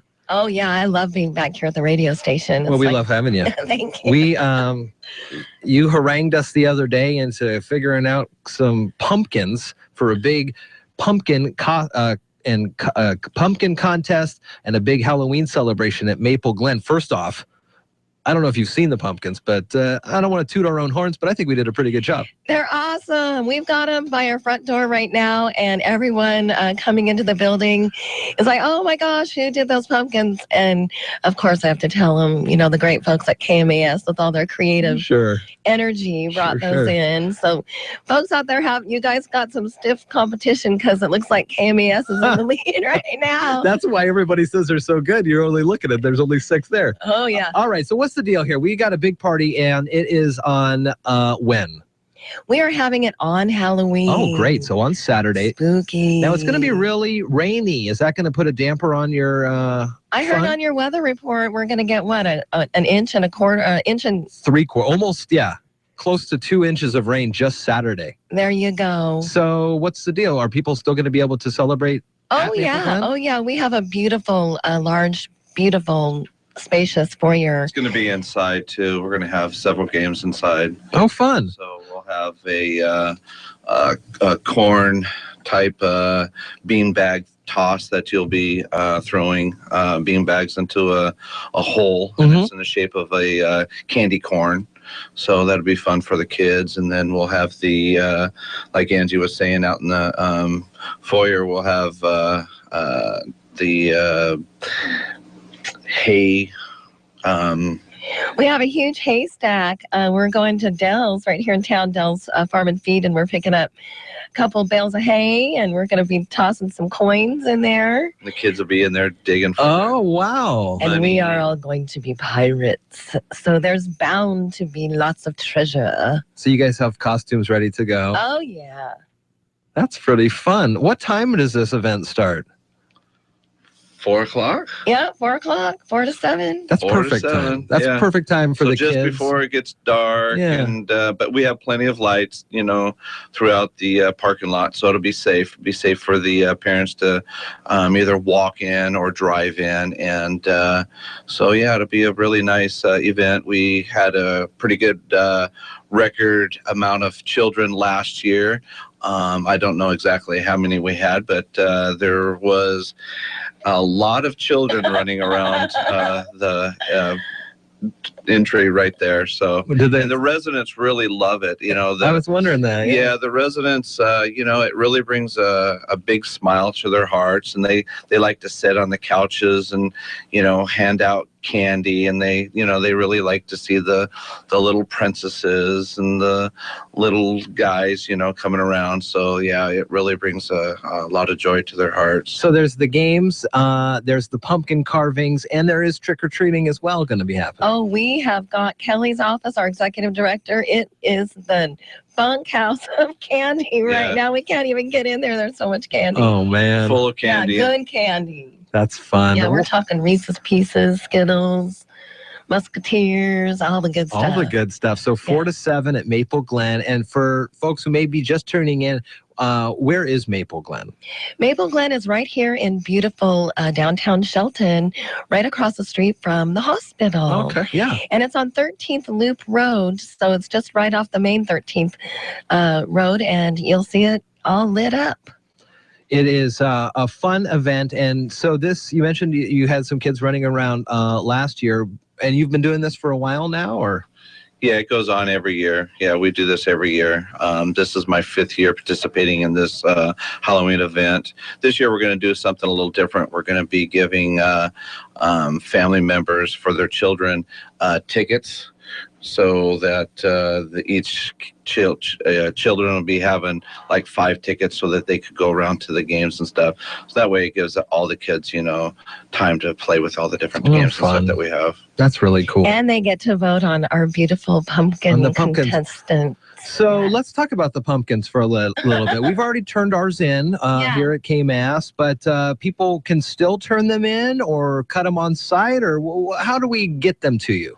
Well, they are due by 5 o'clock on Friday, so they have a couple days, and just bring your carved pumpkin to Maple Glen and give it to someone on the staff, and we'll put it on display. You do need to bring your own illumination device. And we can't have real candles, but there's a lot of alternatives, and that's kind of part of the judging. How creative can you get by illuminating your pumpkin? So we're seeing some pretty neat things come by. Yeah, I was talking about that this morning, about those little LED tea lights, basically what they are, and they've got the flicker built in somehow. I mean, they look like real candles. They do look like real and candles. Safe. They're so and much they're safe. safer. Yeah, for sure. Oh, very fun. Angie, we were talking before we got on the air that John is the caretaker of the year at Maple Glen. Is that right? Woohoo!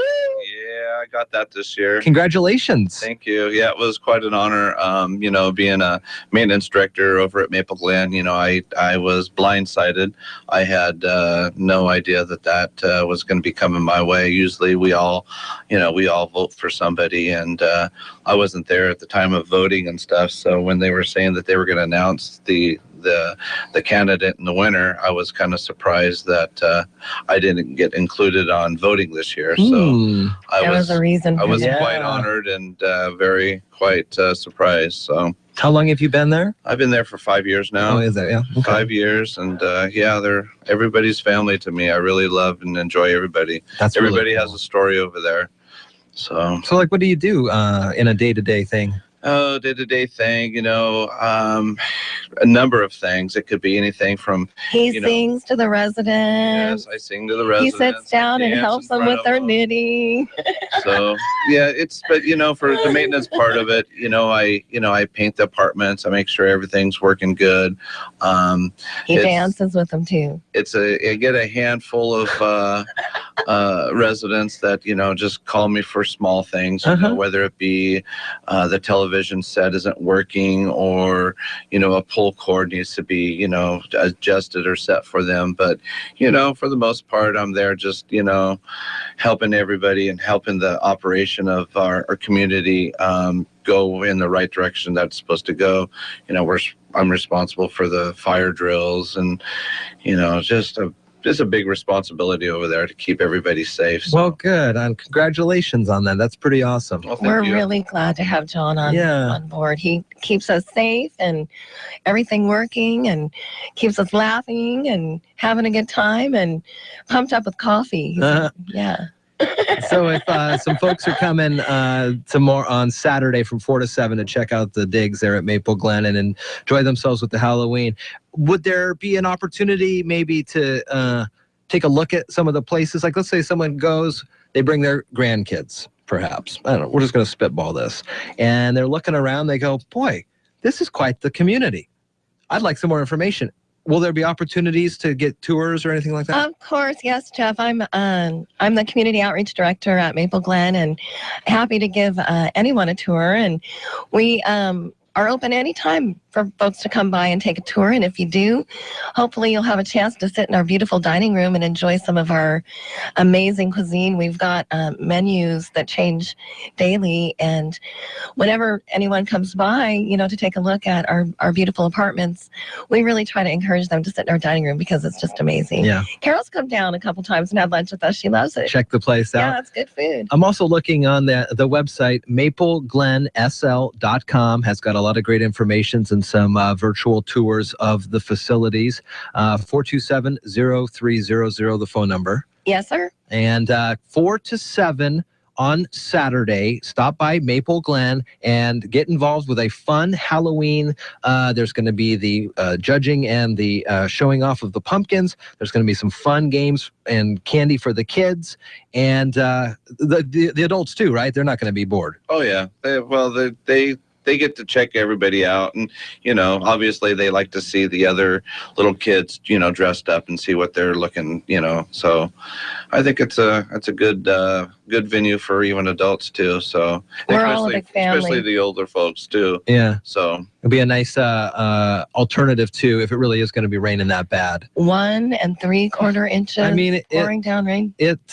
Yeah, it actually, the forecast just updated, and it does say 1.7 safe inches. and dry. Wow. Yeah, that's pretty short and sweet. You get a big bag of candy, and there you go. You're done for the night. Very cool. All right, John and Angie, thank you so much for coming in and spending some time with me this morning. Well, Thank you. Happy Halloween. Yeah, for sure. Good luck on that pumpkin contest. Yeah, good luck to everybody. It's 8:22 here at KMAS. We'll take a break and come back here. We got the morning stock numbers in just a little bit and more news from Mary Lynn Foster right here on Daybreak.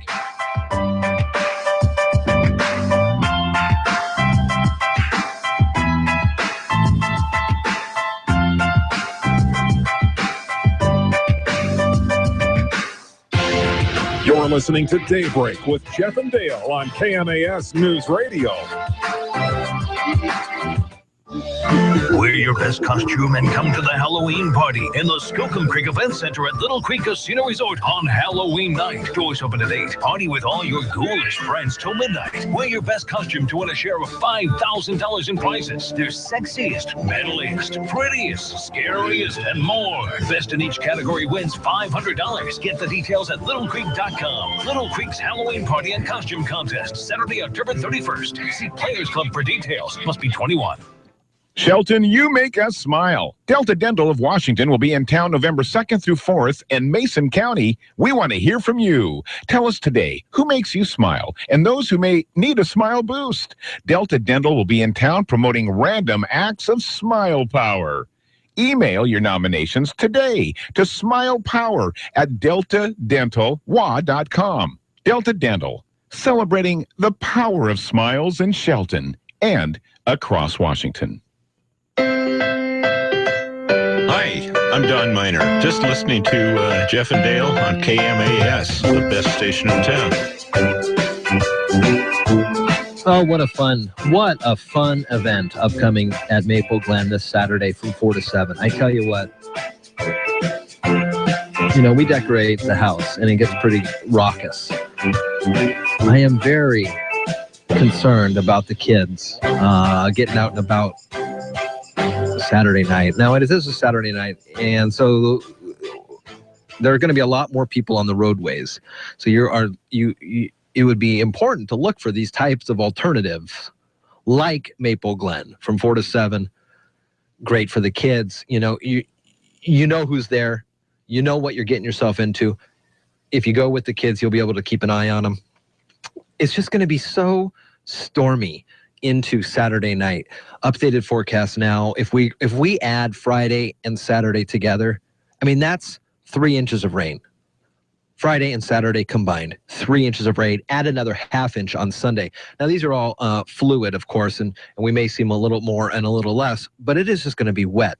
And on top of the wet conditions, it's a Saturday night, and then we've also got some other things going on, like, John's coming back. He may have forgot something. We'll see. Did you forget something, John? I thought I left my phone. Oh, your phone. Uh-oh. Well, if you want me to, I'll call it for you later. That's what happens here, live radio in the morning. So as I was saying, it is going to be quite stormy, and these kids are going to be so excited. And if there is that little bit of a break in the weather, they're going to want to get out and get their trick-or-treating on as quickly as possible, which means you run up to the house, you ring the bell, you get the candy, you run to the next house, and you get as many in as you can. Now, when you're running here and there, and if you got masks on or anything like that, or anything that could obstruct any viewpoints, boy, my goodness, it's the onus really has to be on the drivers. The kids, many are doing this for the first time, and they are not aware. You know, they see cars driving around, but it's such a different experience for them out on a Saturday night, getting free candy, and all you got to do is ring a bell. So they're very excited. And the cars are driving, and obviously we want adults to have fun too, and we want to make sure that they go to their places where they're going to have fun, but have a DD, get a designated driver. Actually,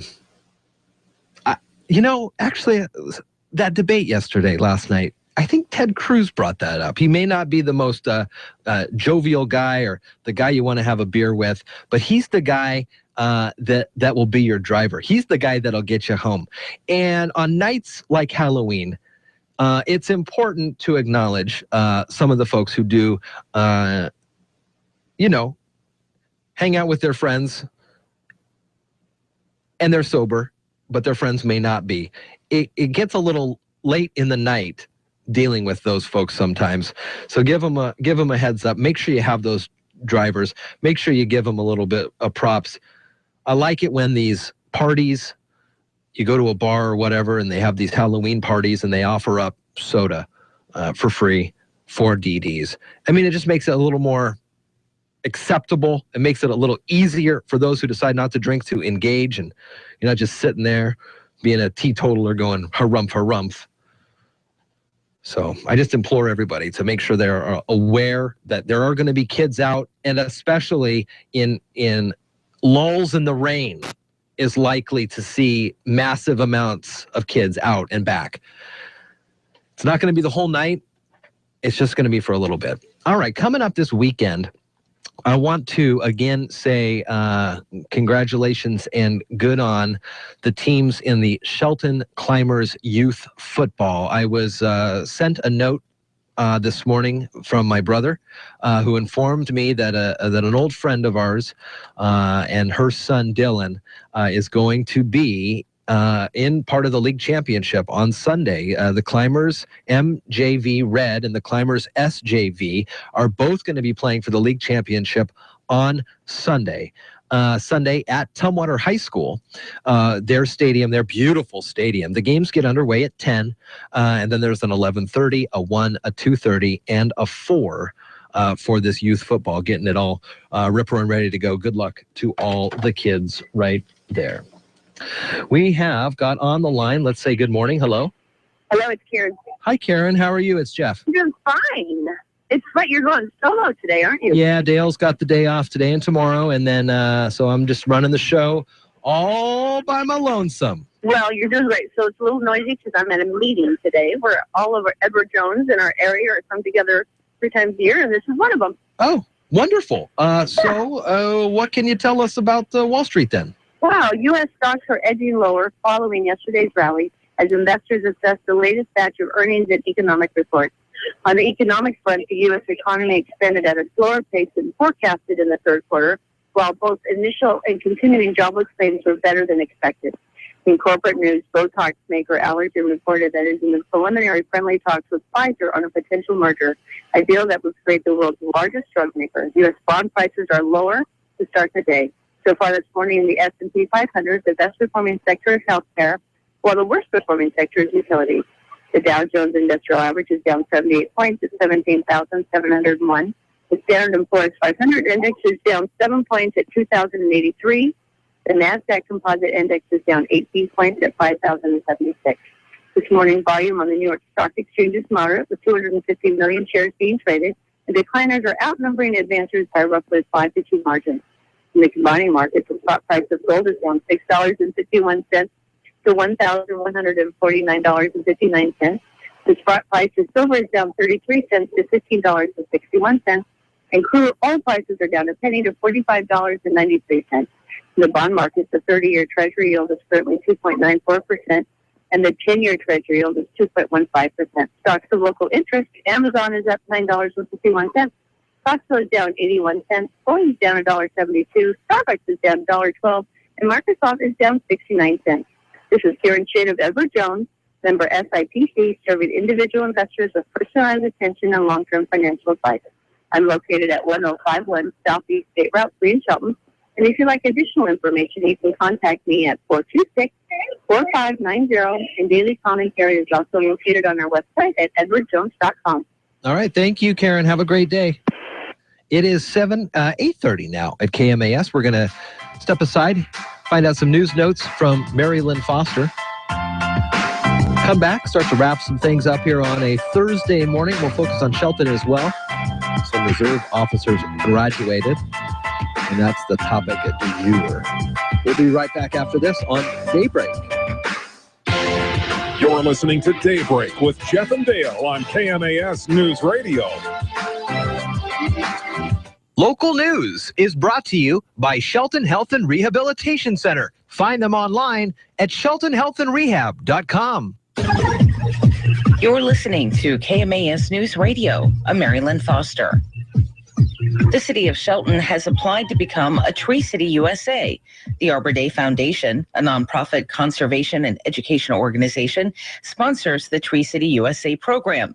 To meet the requirements to receive the designation, a tree care ordinance would be passed to protect trees on public property, such as parks and rights of way. Additionally, the city would form a department or board with the responsibility of caring for all trees on city-owned properties and formally observe Arbor Day. Community and Economic Development Director Steve Goins is working on a final draft of the tree ordinance for the commissioner's final approval next month. Justin Smith is trying to grow a viable seaweed industry in Mason County. Smith took the position of Mason County Washington State University Extension Director in June and recently applied for 2 federal grants to start seaweed hatcheries. He wants to locate them in Mason, Pacific, and Grays Harbor counties. Potential seaweed growing shoreline sites would be selected along Hood Canal, South Puget Sound, and the Pacific Coast. He said up to 30 partner businesses and individuals are involved in the project, including Taylor Shellfish and the Squaxin tribe. Smith says seaweed is a $6 billion global industry, with Asia and Europe dominating production. Smith believes it could be Mason County's next big aquaculture industry. Smith updated Mason County commissioners this week on the grants and his idea. They voiced support for the project. Tenino's former police chief is suing the city and the mayor. The defamation lawsuit filed by John Hutchings in Thurston County Superior Court states the mayor, Brett Broderson, made false and defamatory statements in a news release regarding his decision to terminate Hutchings' employment as police chief. Hutchings says, as a result, he's suffered a loss of reputation among the law enforcement community.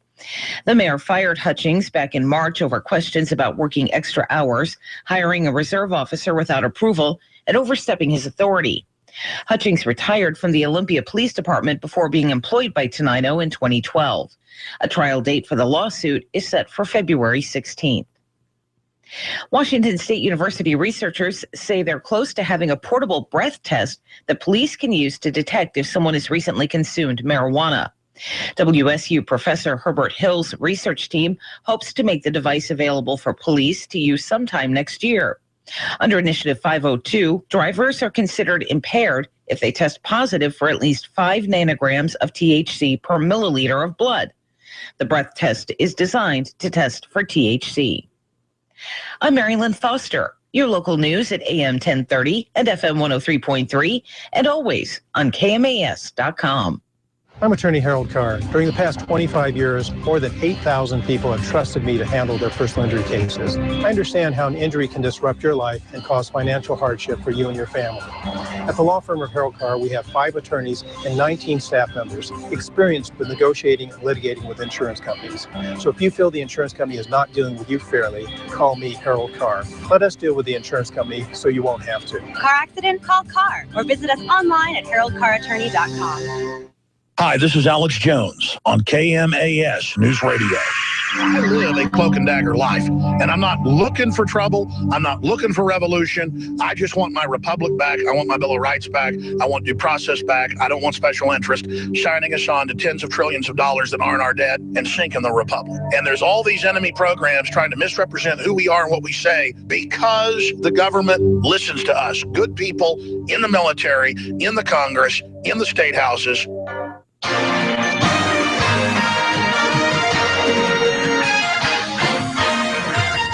Good morning to you. Jeff Slakey on KMAS. It's Daybreak at 8:35, taking a look at some sports notes for you. Tonight on KMAS, we have a NFL football game. It is the Miami Dolphins, who are 3-3, heading to New England to try to unseat one of the last remaining unbeaten teams, the New England Patriots. So good luck to the Dolphins. I feel they may need it. Pre-game starts at 5 here on KMAS with the kick just after that.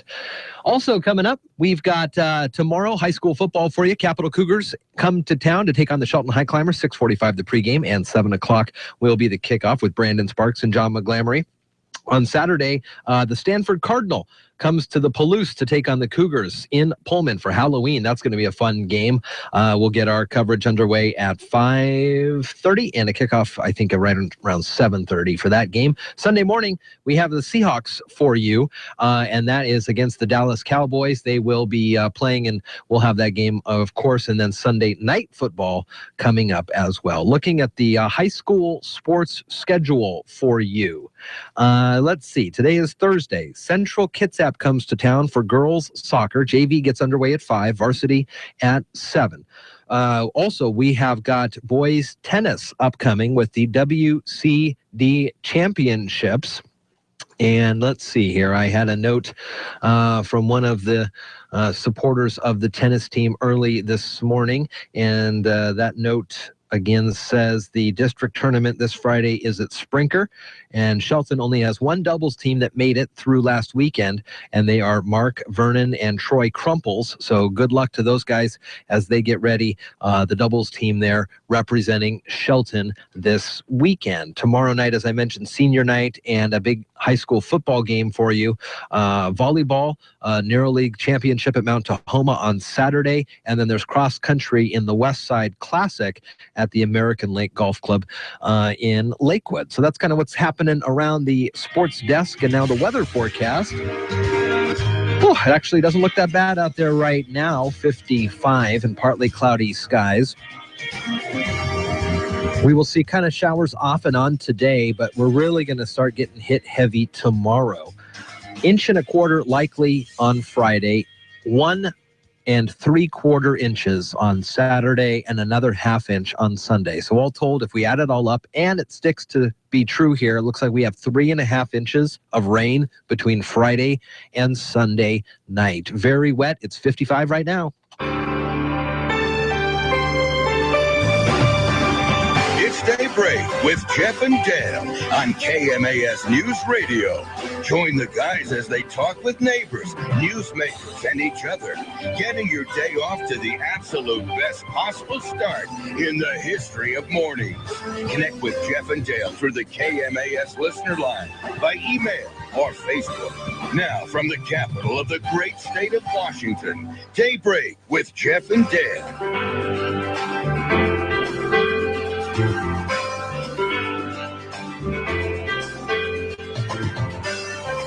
All All right, wonderful. It's 8:39 at KMAS, and at this time on Thursdays, we take time to focus on Shelton, brought to you by our Community Credit Union. And I'm really happy to have a guy. Haven't talked with you, Mike, in a long time. Mike Fiola. Hey, how are you? It's been a long time. From the police department. And yeah, it has been a long time. How you been? I've been good. How about yourself? I've been really well, thank you. And good to see you in here. We're talking about the Reserve Academy. Absolutely, yeah. So this past Saturday, they had a graduation ceremony at the Civic Center. Yep. What does that mean? How many more reserve officers do we have? And so the city of Shelton just gained 9 new reserve officers, and a reserve officer is basically they augment the full-time guys, and they're doing the same type of police stuff that we do, but they're volunteering their time. So it's a big sacrifice that they give to the community. Yeah, so let's talk about kind of the time, the amount of time that they put into this, and where citizenry may see them and have interactions with them. Absolutely.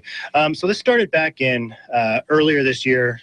Chief Darren Moody said, hey, let's put a Reserve Academy together. And myself and a couple of the other officers got together with the Washington State Criminal Justice Training Commission. And a reserve officer, they go through the same kind of backgrounds that a full-time does, to include the extensive background, the polygraphs and psychs, and all the other examinations. So they do the same that a full-time officer does, but they got to do 250 hours through the Washington State Criminal Justice Training Commissions. It's called a Reserve Academy. And they're learning everything from basic patrol procedures to criminal law, patrol procedures, ethics, cultural diversity, EVOC, driving, traffic enforcement, firearms. Basically throw it all at them for 250 hours. And it started in June. And they went every Tuesday and Thursday night. They'd go from 6 p.m. to 10 p.m. Wow. Yeah, and then on Saturdays, they'd give us a full 8 hours. And again, all volunteered hours. That's amazing. Yeah, it is. And you said 10 people? 9. We started out with 10. At the end of the academy, we had 9 for the Shelton Police Department. And these are great people. Again, they're sacrificing their time with their families for nothing. So most of them have a want to be a full-time officer, and this is their foot in the door. But, you'll be seeing them everywhere. They're going to be doing downtown walks, downtown bike patrols. They're going to be at all the community events. They're going to be very visible, and that's the goal. Do they have uniforms like regular officers? Yep. And if you saw them, you wouldn't be able to tell any difference. Their badges are the same. The patches are the same. They wouldn't work on their own for probably maybe a year to a year and a half. Sure. They're going to be with a full-time officer, a field train officer. They have a huge training packet they'd have to go through. But even when they're doing training, they're going to be out and about. You're going to see them walking. You're going to see them in the parades. Wherever the community is having events, we're going to be there. That's great. Yeah, absolutely. That's pretty. That's a lot of personal time to give up for a volunteer deal like this. Yeah. 4, 8, 16 hours a week in training is something like that? Yeah, they were doing about 16 hours of training during the academy a week. So we require 16 hours a month service to the city. That's minimum. And, most of these guys and gals are putting in, 40 hours a month, some even more. And, everybody knows it's a pretty tumultuous time with law enforcement right now. There's a big microscope on everything that we do, and these people are signing up to do it for free, and that's pretty noble. How is that? How do you guys talk about that to the to volunteers like that? Yeah, and not only to the volunteers, we talk to our full-time guys and tell them the same thing: is hey, we shouldn't be afraid if cameras are watching us, because we should be doing the right things all the time. And if you want to videotape us doing the right thing, absolutely. And if you want to be, you want to sit with us afterwards and explain why we do things, we have no problem doing that.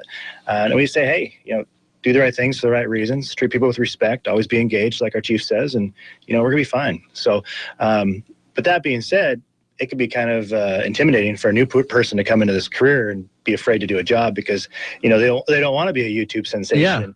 Yeah. But, we always tell them, hey, as long as you're doing the right thing for the right reasons, you're going to be fine. Well, what a great opportunity. And do these come up every so often? When's the next time, if someone's just hearing about this and they missed it, but they want to get in the next one? Nope, that's a great question. So prior to this one, we had done one, I want to say probably maybe 6 years ago. It's been a while since the last time we put one on. they're not cheap. We got lucky. We had a mayor and city commission that backed this, a city administrator that allowed us to have the funds to do this. So, hats off to them. So that being said, there are already plans in the future we would like to do this annually. And a thought that we've had is maybe charging other agencies that want to participate in our academies a very small tuition just to cover the cost. So, the city of Shelton's not, taking everybody else's cost to give the instructors materials and things like that. And then that way, it becomes a revolving door of applicants. And, these are the men and women that we're most likely to be hiring full time. This recent crew, like I said, we have 9, extremely diverse, come from all kinds of different backgrounds, bilingual. I mean, really, really great candidates. And the things that they bring to our department it really reflects upon our own society here, and it's great. So, in years past, have you seen, or do you know about how many reserve officers have either gone into a full-time position here in Shelton or just around the area? Yeah, that's a good question. So, in that reserve academy, we probably had 3 or 4 get hired full-time just in the academy. Wow. At other agencies, Lewis County Sheriff's Office, Thurston County Sheriff's Office. Usually within the first year, a reserve officer, they kind of get their feet wet, and then, they get a good understanding if this is the job they want to do or not. And they'll start applying. And so I would say probably 3/4 of the Shelton Police Department, the current Shelton Police Department, started as reserve officers. Wow. So if that gives you an understanding of how, it's extremely competitive to get a police job anywhere, just like, like a firefighter, or, it's really competitive. And so these guys and gals are able to get their foot in their door by doing this volunteer work and get some experience. And, it really lets them figure out if this is the job for me or not. Plus, it seems like if they started as a reservist and they volunteered for that, they want to do this and they want to help the city. Absolutely. Absolutely. And, the cool thing is with these men and women is that when we were interviewing them, we weren't getting that comment, hey, I just want to help people. No, it's more of like, hey, this is my community. I grew up here. I want to give back to it. Shelton's been good to me. And I think that I can assist the police department and the city together. And so, they're thinking outside the box, which we really appreciate. And, I can't think of any more noble service than, risking your own life for those of others. And the only compensation you get is a pat at the end of the day saying, hey, thanks for coming out. Yeah. So, wow, what a great thing. So congratulations to the 9 graduates of this Reservist Academy this past Saturday. I know Jerry was there, and I think she took some pictures and took a story down. But again, to just push this out and show that there's some good stuff.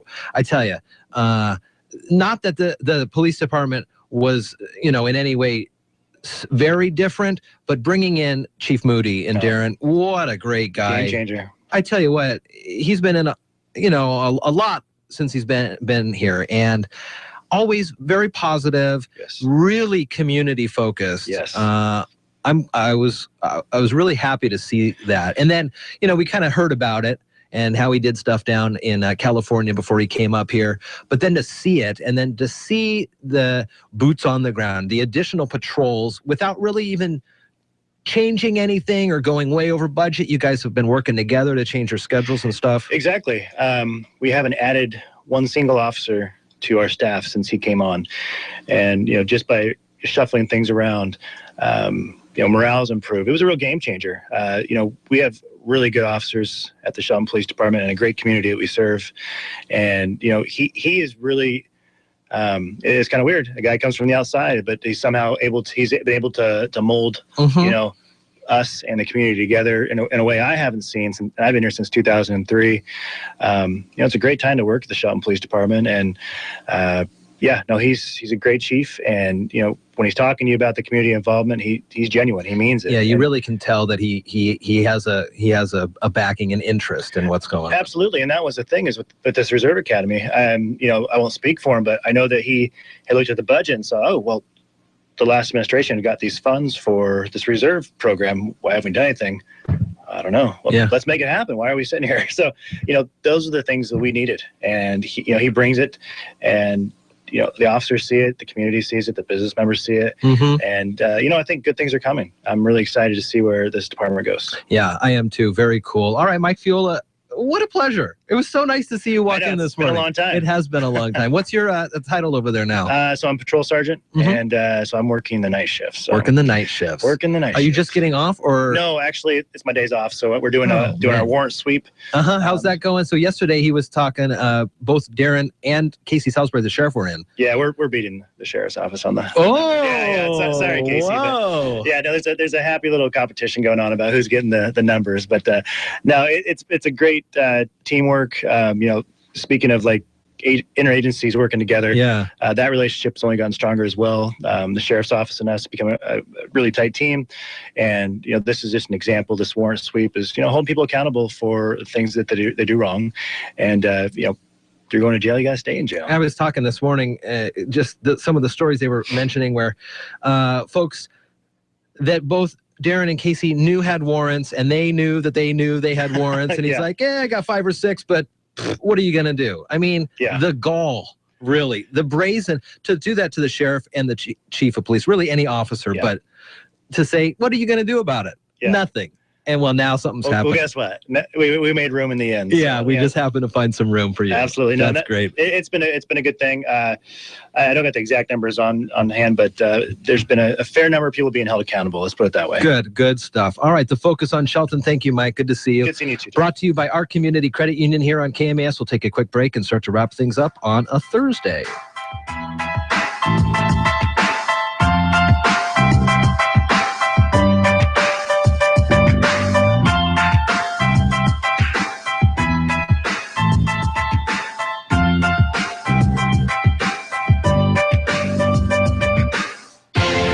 You're listening to Daybreak with Jeff and Dale on KMAS News Radio. If you're on the hunt for some fast holiday cash, you'll find big bucks at our Community Credit Union. It's our job as your trusted financial partner to provide fast access to cash when you need it most. With a holiday Quick Bucks loan, you'll enjoy $1,200 for holiday shopping, winter travels, or whatever you wish. $1,200 at 9.95 annual percentage rate on a 12-month term. Apply online at OURCU.com or visit a branch in Shelton, Union, McClary, Elma, Montesano, and Vashon. The hunt is over. Find big bucks at our Community Credit Union today.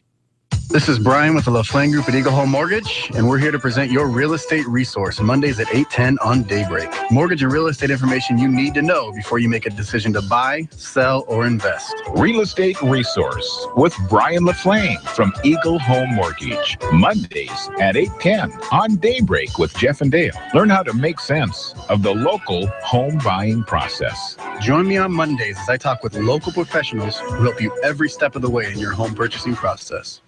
To those who say, just as the sun rises in the east, so too must breakfast be enjoyed in the morning, McDonald's now says, yeah, we don't really agree with that. Introducing McDonald's new all-day breakfast menu.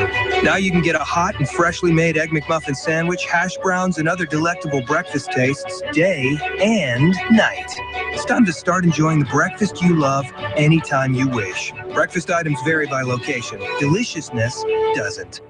Some people say it's an excellent source of antioxidants. And it tastes great. Others say it can actually lower stress and soothe your senses. And it tastes great. It's even been said to reduce high blood pressure. And it tastes great. It's McCafe iced green tea, and it's brewed fresh daily with simple ingredients. So come into your locally owned and operated Northwest McDonald's and enjoy a delicious cup any time of day. Hey! And yes, as you might have already heard, it tastes great. Thank you. Price of participation may vary.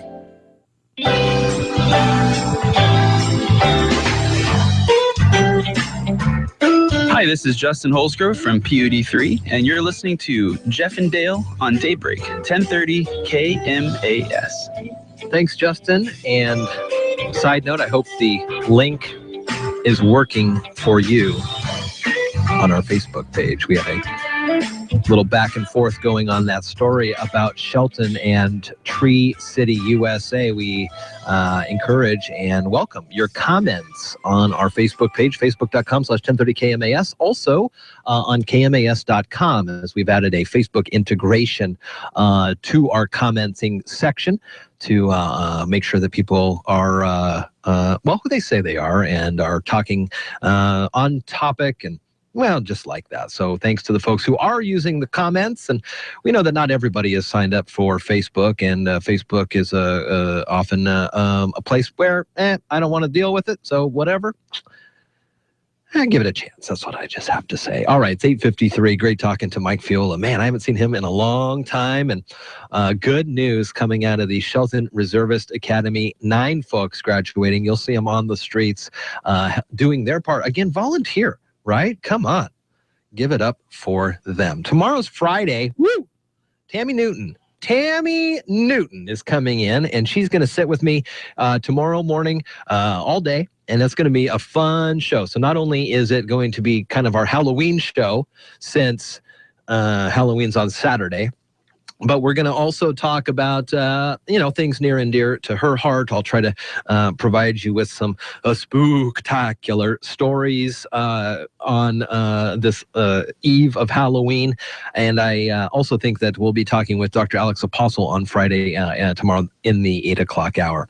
Early this morning when I woke up, the alarm went off and I went for my morning walk to reflect and kind of hang out with the dogs. I came back, was eating breakfast, and I checked the App Store. I have an iPhone, and I checked the App Store. And, we've had some problems with our KMAS app for iOS devices. The upgrade to iOS 9 recently happened. And if you upgraded, then you may have seen that our app was not working. Well, I pushed through an update, and it took a little longer than anticipated to get it updated, but it showed up this morning. So now if you have the KMAS app on your mobile device, you'll be able to connect with us again. If not, it's free in the App Store, both Google Play and the Apple App Store, free to you. And wherever you have a signal, data rates, of course, may apply, but wherever you have a signal, you'll be able to listen into KMAS wherever you may be. So fear not, we're just right there with you always. Coming up here on KMAS, Tom Hartman's at 9 o'clock talking about the debates, and you are welcomed to call Tom.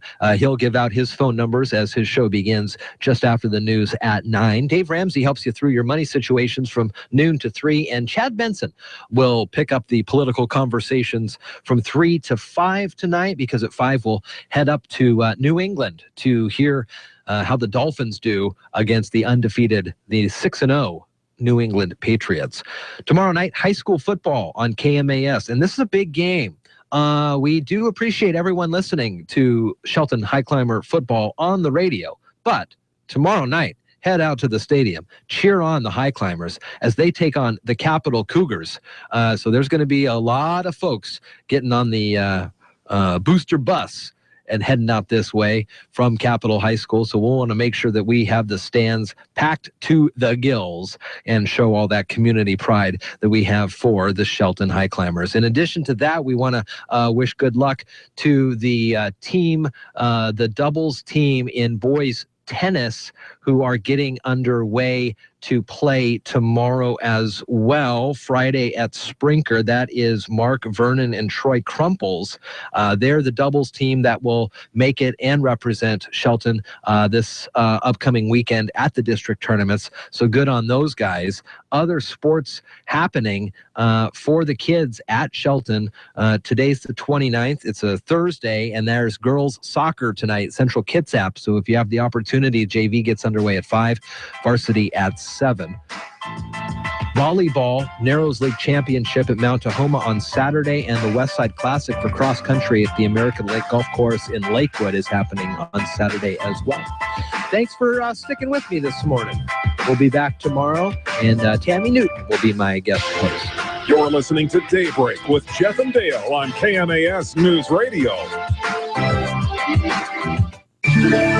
Sometimes knowing what not to do in the lawn and garden is as important as knowing what you should do. A prime example today from the Old Farmer's Almanac. You might just be bloated. Find out by calling now for a free trial of New Biotics, the new breakthrough that flattens bloated bellies fast. For a free trial, call 1-800-940-9575. I used to be plagued by potbelly and constant bloating. After taking New Biotics, my belly flattened and continues to get flatter. My sense of bloating and discomfort is gone.